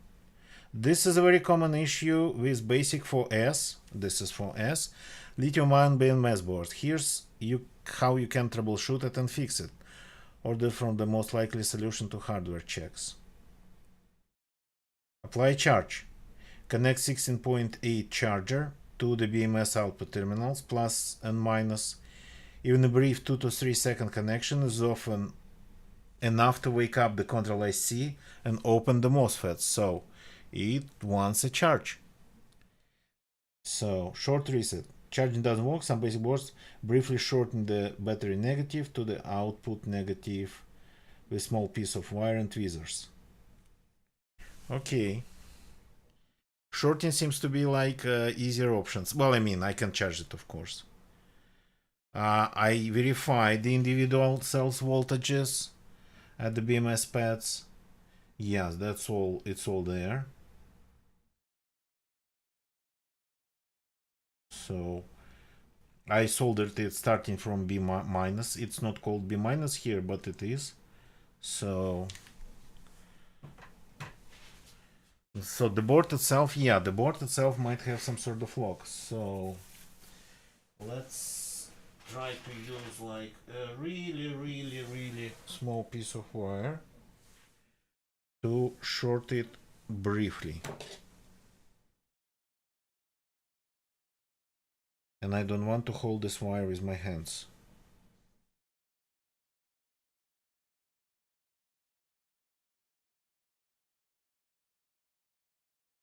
Yeah. Okay. Because if it starts outputting the full power it's capable of, and this battery pack is capable of a lot of power, this it won't evaporate, but it'll go up in flames immediately.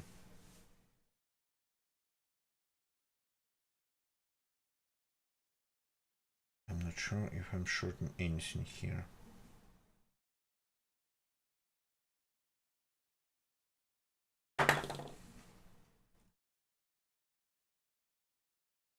Okay, let's see if we got the voltage. No, still 13. Shortening it out didn't work. Okay. So I'm going to try to charge it then. Give me a short second. I have a lab battery supply behind me.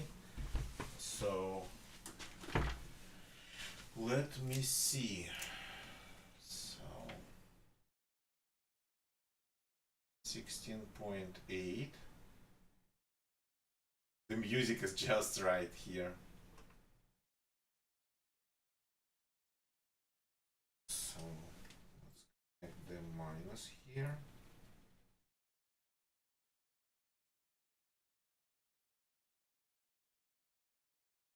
Okay, it is definitely, I can see that it was actually taking in some current for a second.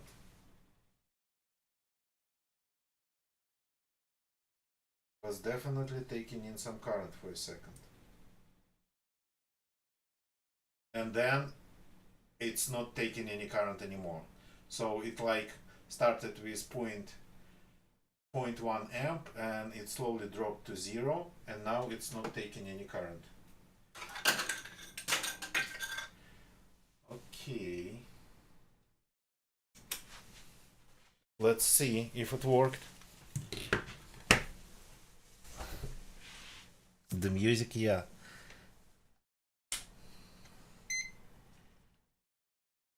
Yep. The trick worked. So we needed to give it a little bit of a charge in order for the board to actually properly start functioning. It was sort of confused by the soldering going on here. So now let's check. So put this thing on.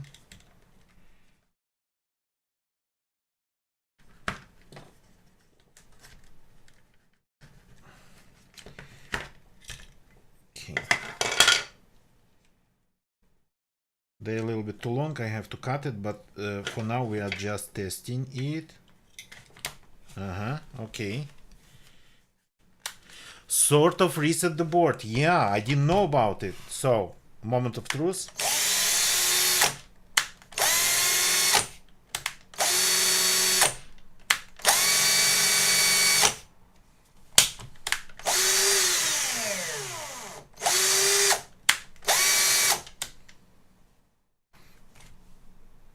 It is working. It is freaking working. Oops. Oops. It got stuck inside. Oops. Instructions unclear.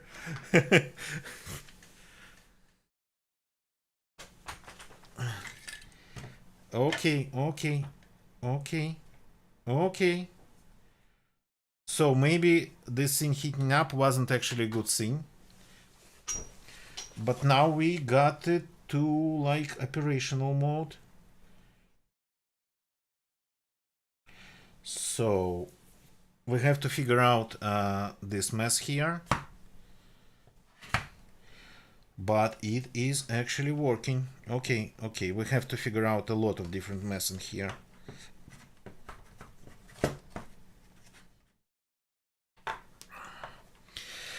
So just like Google said, it needed some charge. So it was locked. It was awaiting some voltage from the outside applied to it. So I just connected it pretty much to the charger. Since I don't have a very specific charger for this board, I just used my laboratory power supply that's behind me on another desk. That can be set to any voltage and can supply a lot of current. So I just applied 16.8 volts to this battery, like if I try to charge it, and here we go. That just worked.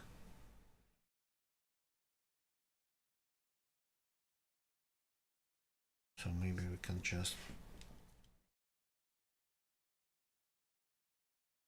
do it like this.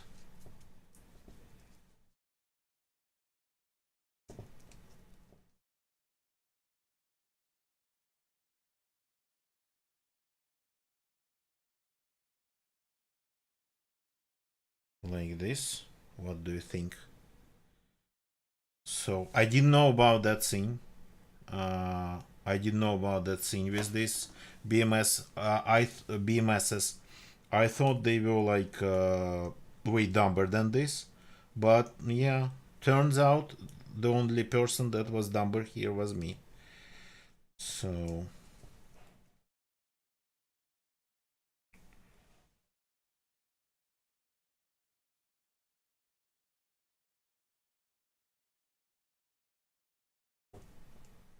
okay, if we don't want to resolder things, maybe we can just use some. The masking tape that I got actually seems to be super strong. So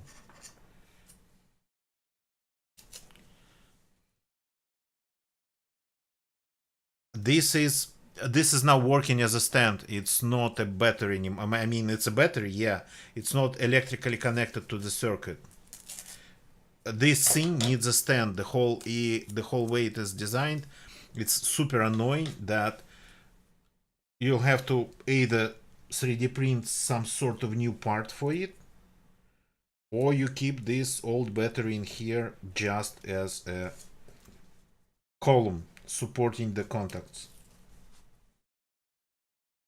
Okay, this didn't work. Need it longer.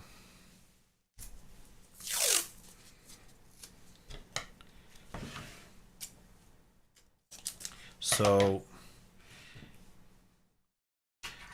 this has to be raised, and it has to be placed on top of something, not just raised, but it has to be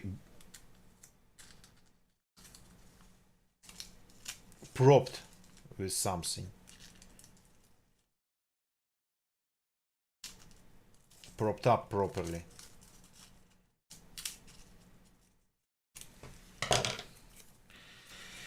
So That's why this old battery stays in there.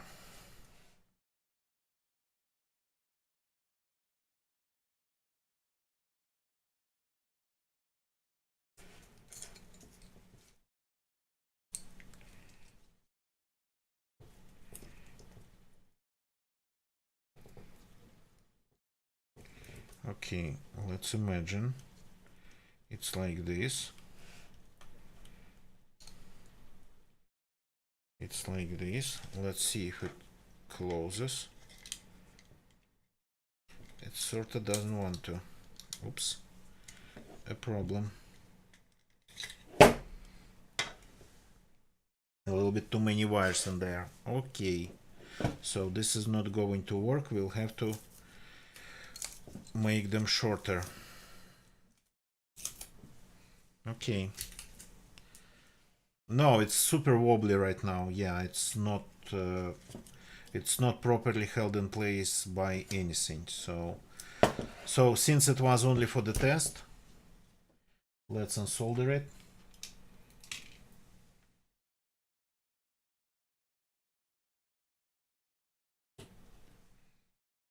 So I didn't even know about like basic BMS, and this is like super.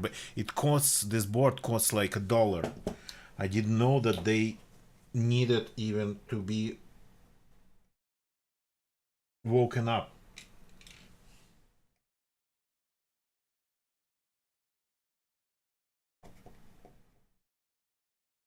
Okay. So that it was even a freaking scene there.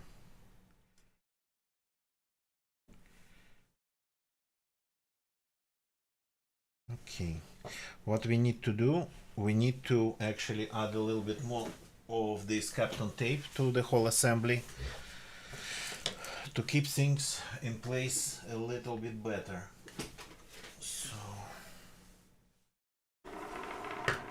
So these wires here and here, they are a little bit getting in the way.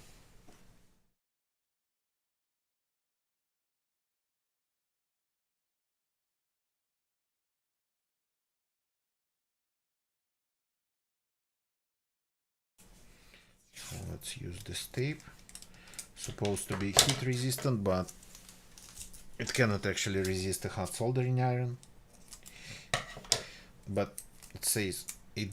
I was told it doesn't shrink in heat, so let's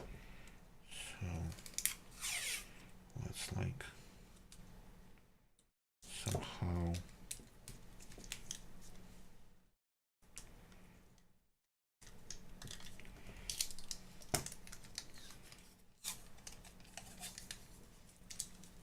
Somehow make it slimmer on the sides.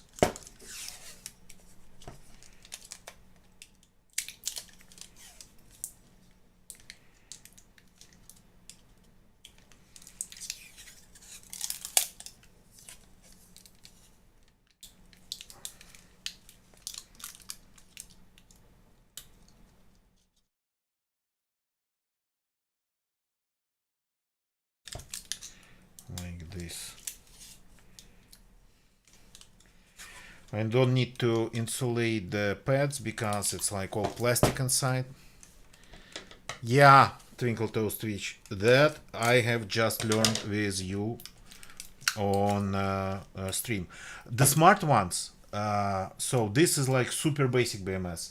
I just didn't know. I would expect this behavior from smart ones, the ones that have Bluetooth, the ones that have Wi-Fi, the ones that have like apps that you'd install on your phone, the ones that you pretty much report you all the info about the state of your battery. Yeah, those having different modes, 100% sure.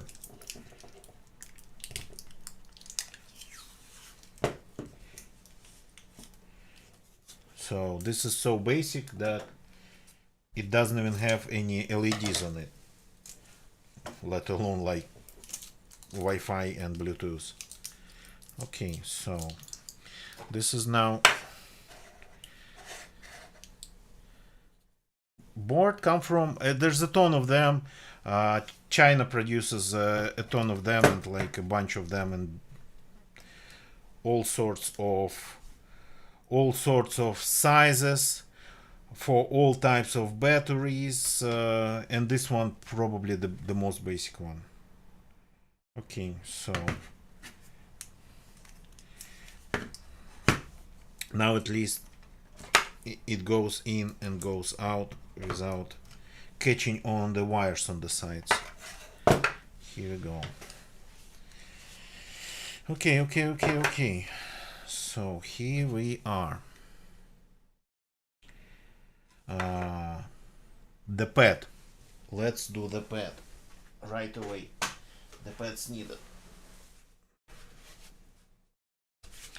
So maybe the material I got for this is a little bit too thick.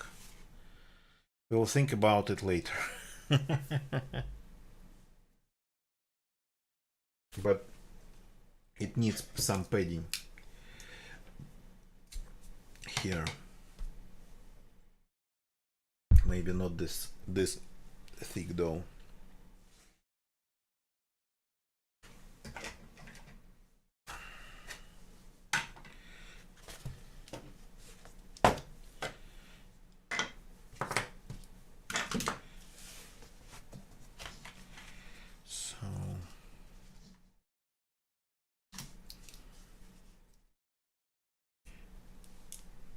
Yeah, it's actually pretty stiff. It might be really too thick.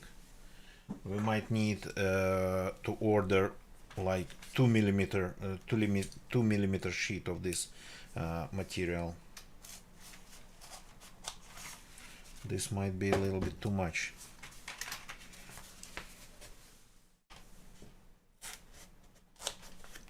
We might not be able to close the whole assembly with it inside.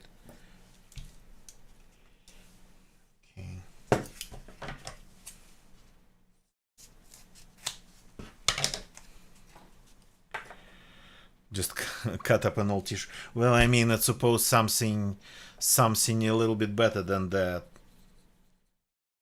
So this is a very nice material. It's like plastic, EVA, I think it's called. I don't remember how to decipher it. Right. Okay, let's see if we can close it.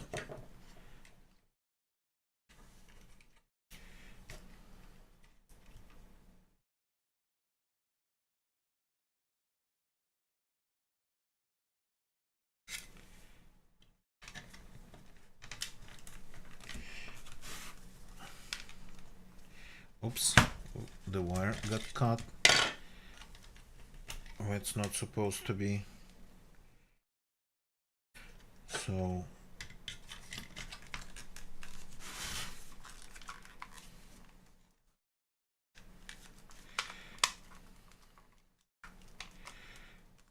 okay, no, it closes. It's sort of kind of on the edge, but the most important part of it, it's just to not let it rattle inside. So, and while it is a little bit maybe too much here, so if you make this part somewhat thinner, can we cut it in half?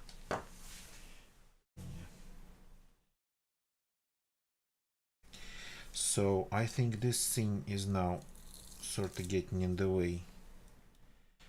If we put something thin on the bottom of it, like a couple pieces of electrical tape,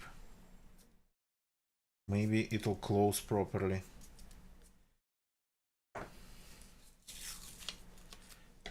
On top, no, on top I don't need to put it on the top. So because the only thing that pushes, well, I mean, the thing that pushes is down, it's down here, it's this one. It pushes the whole board, the whole assembly down. So,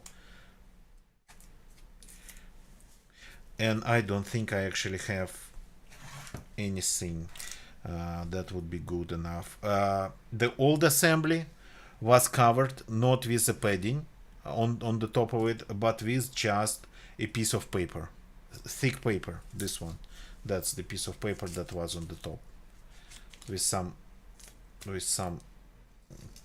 junk glued on top of it accidentally. So it's just cardboard pretty much.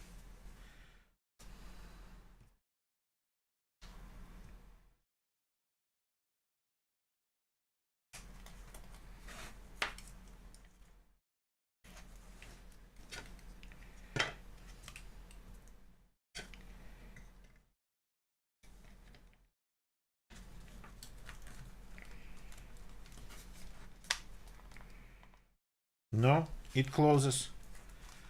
It closes very well. We don't have any screws in the front part of it because I had to remove them in order to fit the whole assembly inside. So later, not during the stream, probably we will come up with like a hole here, and then since there is a lot of room in here, we'll maybe 3D print the plastic insert here, glue it in there, and then just pretty much glue it in there, and then pretty much drill a hole in it and use the screw to hold it here, because here we have two holes for the screws. The mounting holes for the screws are still there, but these screws here, they are not there anymore, the holes for them. I removed them. So okay, this thing actually, let's try to assemble it with the locks on the side,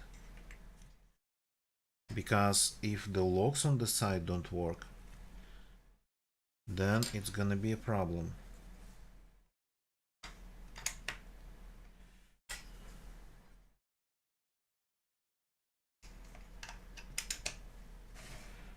So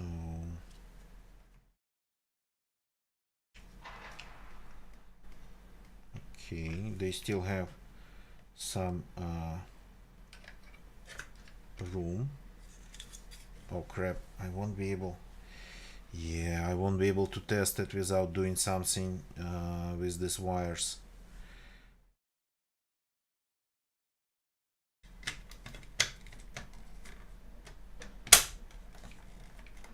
No, it's okay. Even testing it like this, I can see that the locking mechanism is operational. Okay, the locking mechanism is operational. Good to see. So what's left? Make these leads shorter, and then pretty much solder them back on.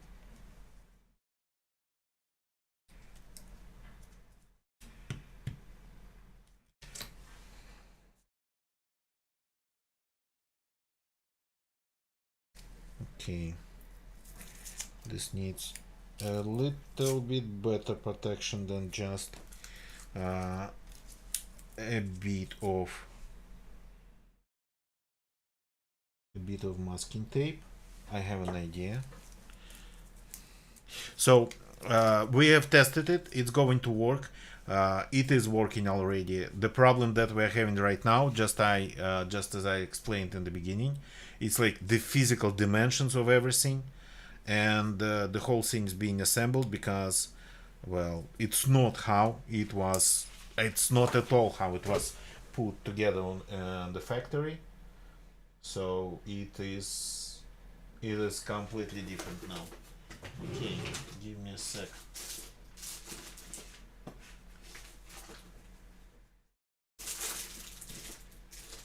Give me a short sec here.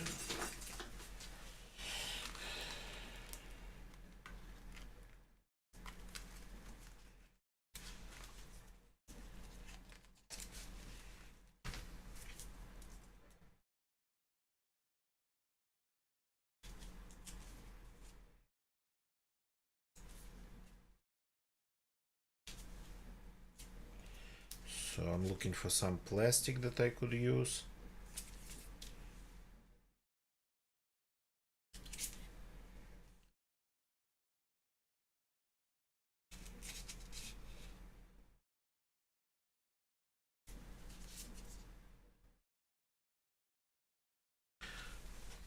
So what if I just use a little bit of plastic and use a little bit of glue to 100% cover this metal here, because this metal can create a short on this board.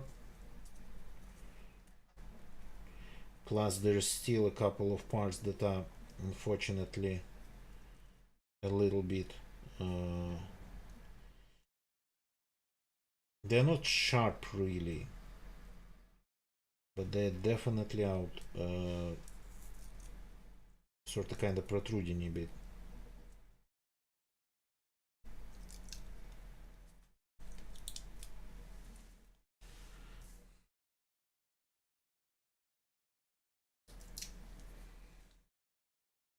So I just need a piece of plastic to completely cover this metal.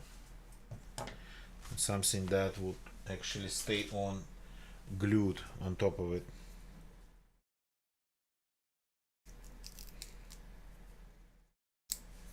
This pad was a good idea, but it's too thick. Though it has to be actually, it has to be sorta soft. It cannot be really hard. So what if we put this here like this for now?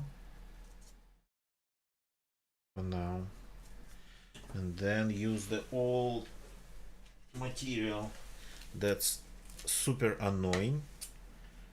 It's like, yeah, I tried to,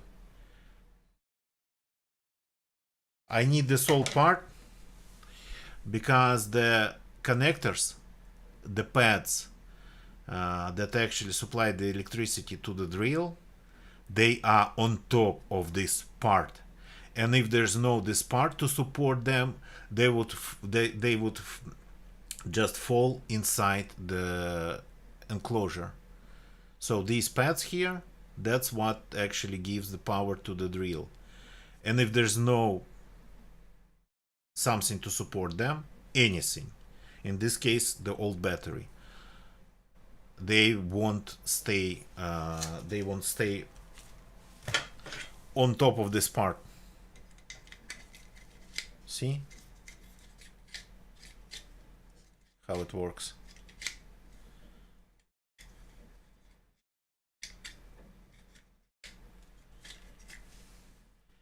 Even if I want it to be disassemblable in the future, I better not to actually glue anything together, because in like some YouTube instructional videos, I saw people just tearing this part, this plastic part off, and just gluing it in the top part of this.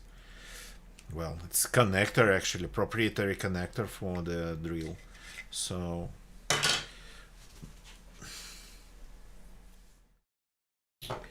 okay, what if I use this freaking old material that's I tried to remove in one piece, and that did not work at all.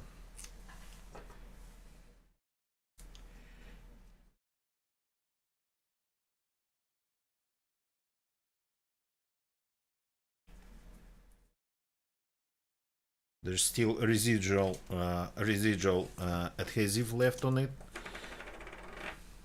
I tried to save as much as possible. Yep, it's just a stand to hold the not the wires, the pads, the connector pads. So it's just now there's a board underneath it, and that board cannot be shorted, or you're going to have some serious problems.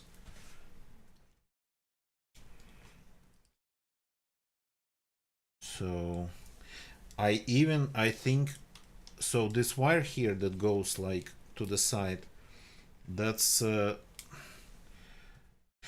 thermal protection. So I even managed to keep the old thermal protection in place.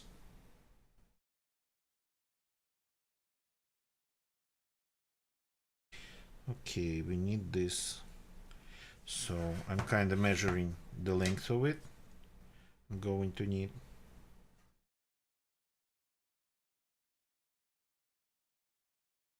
So like this.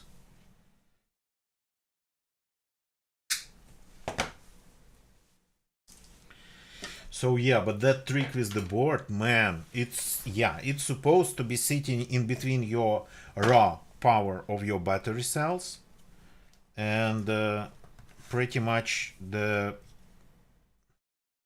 raw power of your battery cells and the charger or your load. So in this case, the drill.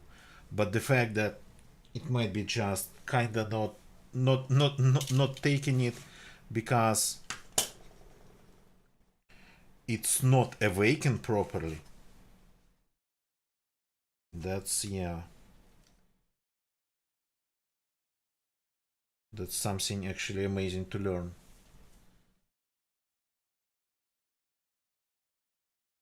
So I don't need the long ones. The shorter they are, it's harder to, the shorter they are, the harder to assemble it, but the more sturdier it's going to be inside.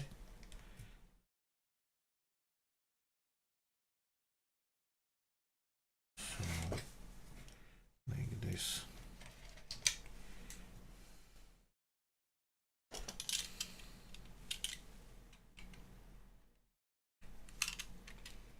Preparing the new leads.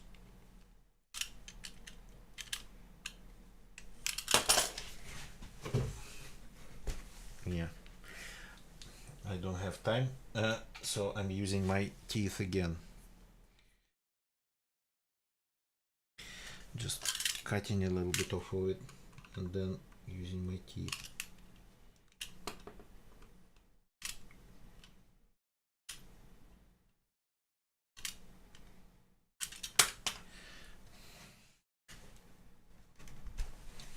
Here you go.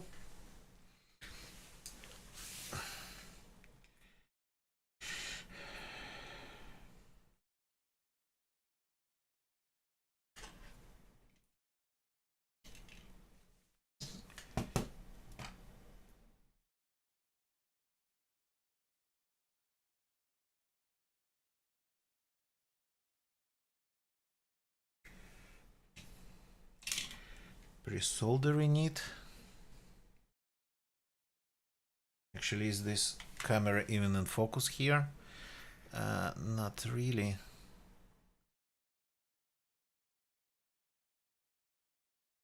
Focus. That's not focusing. So my cameras are not out of focus.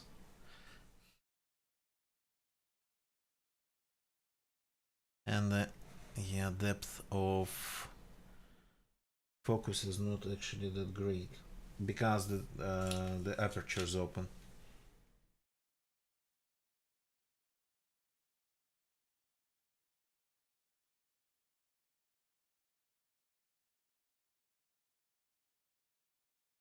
I'd really love to have better cameras, but even these cameras are not actually that cheap.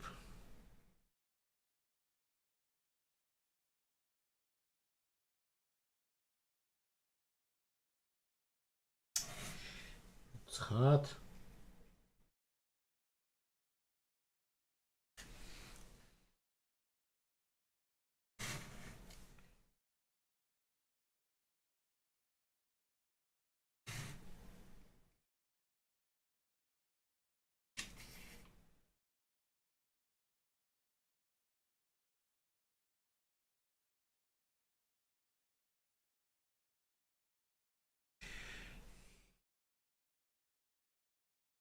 Okay. Cut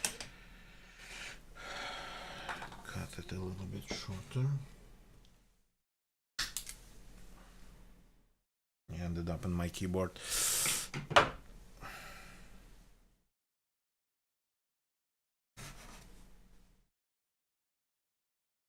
next one.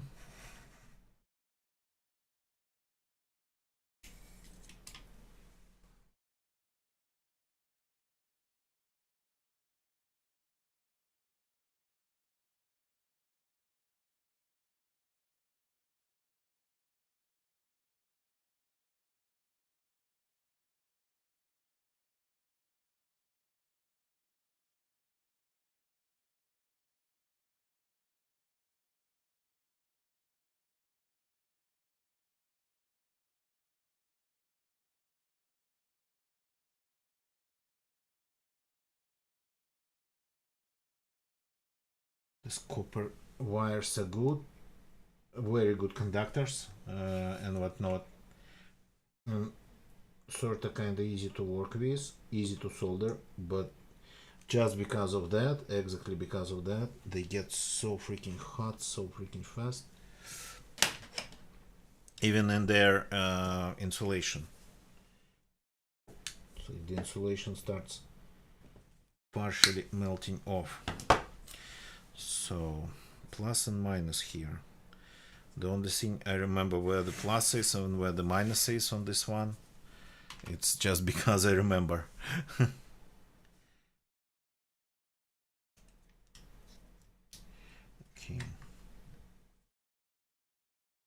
I'm not sure anything on the board, so careful with soldering.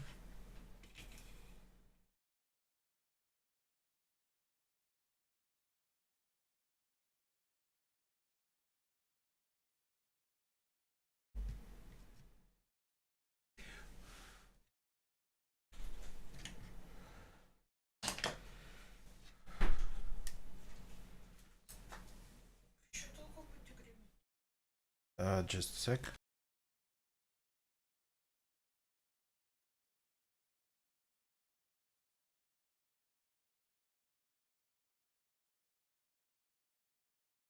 Okay, the last one.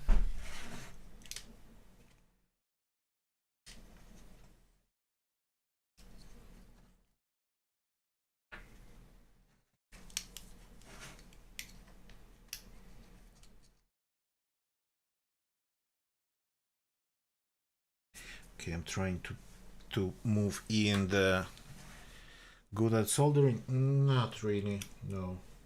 Nicola, my friend's good at soldering. He solders things like,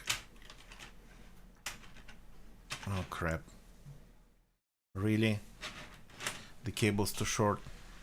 He solders things like this one. That's his. He did it. I helped like a little bit with just a couple of advice and maybe some marketing. You can find info about it on our website, Space Melody Lab. So that's what he does. I just, yeah, I'm just an electrician here. He is the engineer.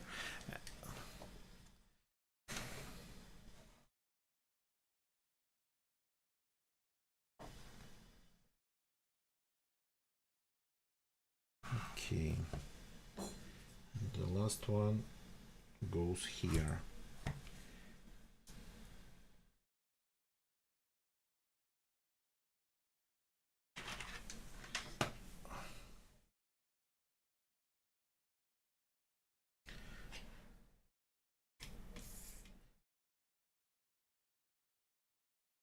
What the actual hell? It's not covered in solder anymore. Or maybe because the insulation moved again.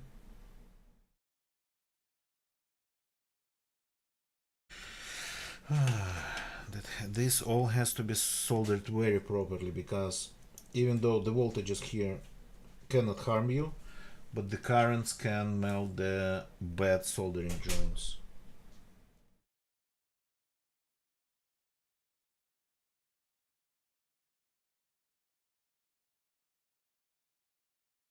And that is, yep, exactly what I'm doing here. Making things too hot for myself to hold. That's why you need the third hand, actually.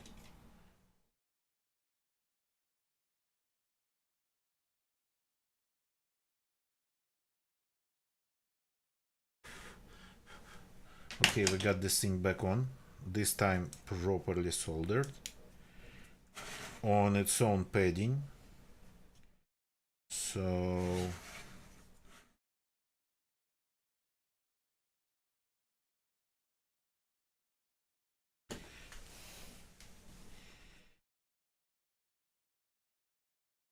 everything is in place. Not a lot of loose wires inside, but still only two holes for the screws that hold all this as they say in the UK, malarkey together. So at least the locking mechanism is simple here, because it's and the, well, I mean, the parts that go inside are pretty basic in this case, because in my drill that's completely different. It's like, it's hardcore what it has inside.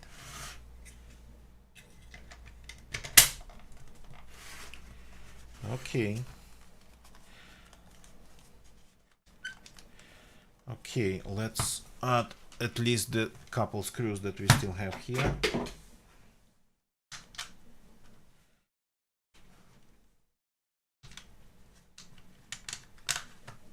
It's not enough to hold it properly together. We need something here, since these two are not functional anymore.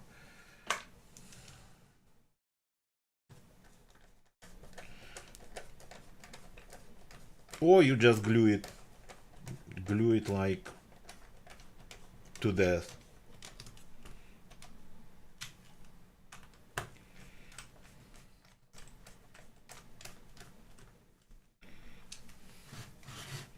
So see, that's the thing.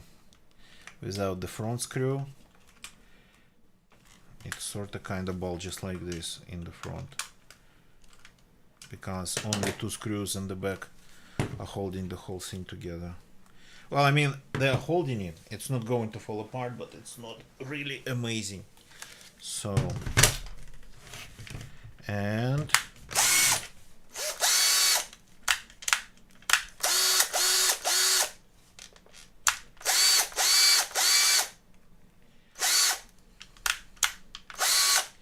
so we fix this. So this is working. At least, I mean, one charge it took. I mean, it at least it will work till it discharges. If it takes any charge, we will have yet to see if it takes any charge. But at least, since I assembled the battery from a completely charged, fully charged elements, yeah, okay. So that's a working drill, but still need a new screw hole here. There's a lot of room inside, as I demonstrated you. There's a ton of room inside here. So I think of 3D printing, and the problem is that I don't have a printer. I order my prints. 3D printer and insert that would go in this empty spot inside this, and I would be able just to glue it on with like some serious glue, maybe with a couple of small screws from the front here. Again, the whole, like, around centimeter of room we have inside here in the front, completely empty. So we fill that centimeter of room with plastic, with a plastic insert, glue it, screw it, and then just drill a hole from here into it, and use one of the original screws to actually keep it in place. So I saw people just pretty much gluing it all together, the whole thing here in the front. I don't want it. I want it to be disassemblable. So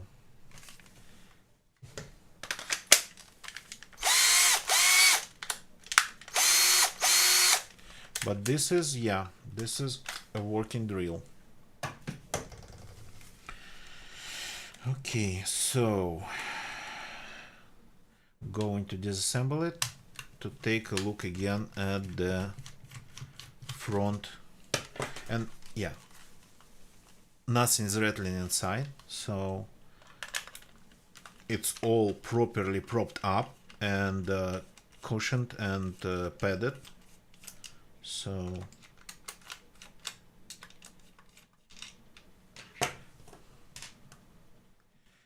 now we have to figure out just the physical things. How to add some new screws to this thing.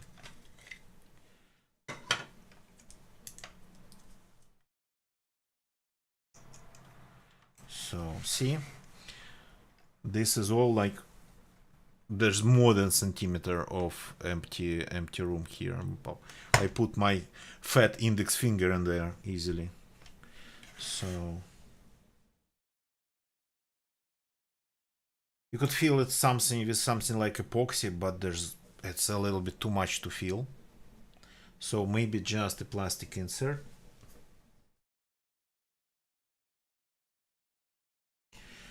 So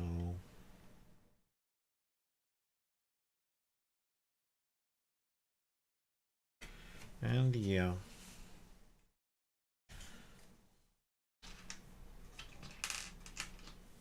but that is a working drill.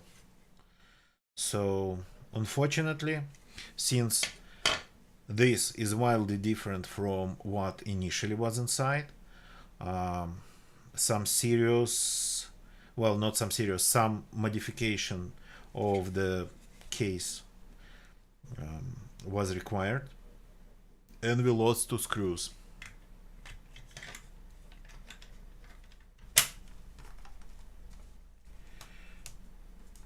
Okay, this is, yeah.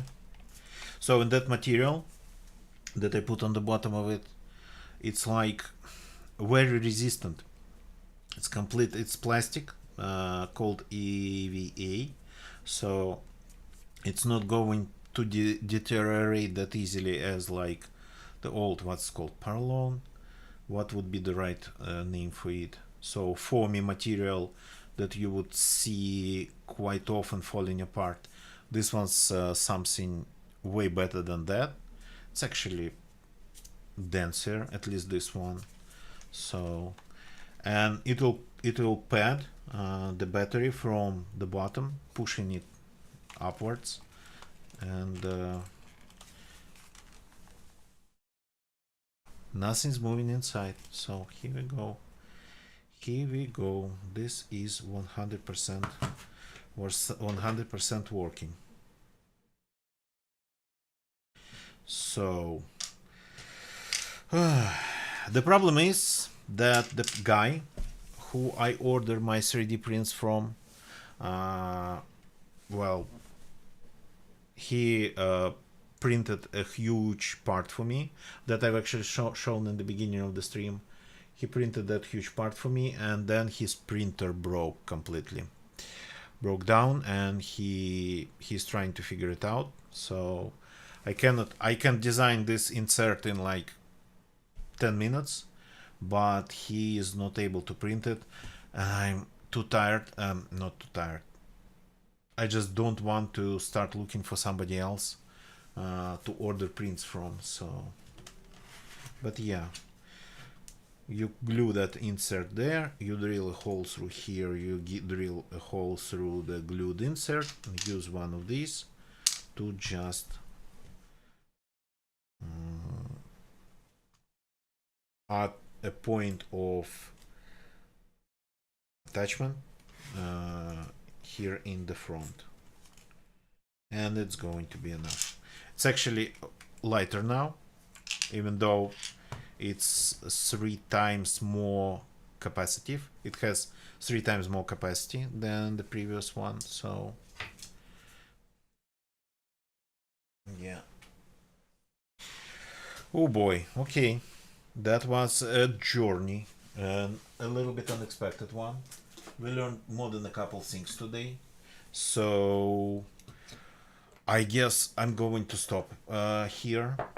We will have to continue, of course, because not today, because in the beginning of the stream I demonstrated that this is only one of the two. It needs screw in here to be properly closed. It's kind of like two parts of it. I held only the two screws in the back now, so it needs a screw here. So then there's another one. So this drill has, I'm sorry, that was my mic. This drill has two battery packs. Then there's my drill with the same problem. My cordless drill that I have to work on. So then there's a bunch of other stuff, but we will start with this. So we got to pretty much make this into a working battery with a BMS. Different BMS though. So, and as you can see, you don't need to glue different elements together, because this is the holder that I designed. So it's not just a holder, it's a full enclosure for the battery. You weld it together, you wire it, and you just put one long bolt through the center of it, and you get pretty much a battery. But it has to be welded and then soldered together. It's a little bit, could have been smaller. As you can see, there's like pretty big gap between the elements. So, but this is the easy one. The hard ones I demonstrated in the beginning of the stream. These are the hard ones, real hard ones. So yeah.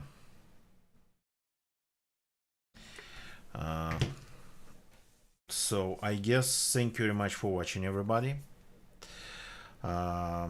I wish I could just completely finish with this one on stream, but the physicality of things, the physical dimension, the screws, the bolts and nuts, yeah, that will happen off stream. So, but I have successfully assembled my first lithium-ion battery pack, which is a win. So thank you very much for watching, everybody. Just give me a short second here. We got to find somebody to rate and call it a day, I think. Just a second.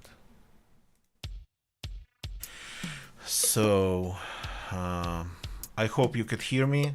I need to buy new microphones for this type of streams, because what I have, it's just simply old. Jack, thank you for watching. Jack, thank you for watching. I have to do a lot of this stuff, so it will definitely continue. So just give me a second. It's not the last stream of this type, not even close. The mic sounds good. Yeah, it's just I'm using my microphone with just sensitivity all the way up to the maximum. So again, thank you for watching, YouTube people. Thank you for watching on YouTube. I got to put it in the description on YouTube. Don't read this as a guide, though there's a couple of tricks there, like for example that BMS actually falling asleep. Falling asleep, not waking up properly, that's a trick. So to wake it up, let's find somebody to rate. So YouTube people, thank you for watching on YouTube. Please leave a like if you like the stream. Subscribe for more. There'll definitely be more of these, but I am actually a gamer. So Twitch people, thank you for watching on Twitch. Quite some viewers tonight. Always glad to see you people. Jack, Twinkle Toast Twitch, Feast, Gonna Getcha, Wasted, even RJ from like, I don't know, 2015, 2016, from 10 freaking years ago. I cannot believe it started all more than 10. Well, I mean, it has started that long time ago. But well, yeah. RJ was 17 back then. Now he is 27. I guess that sort of kinda is logical. Everything is logical here. So let's find somebody to rate on Twitch and call it a day.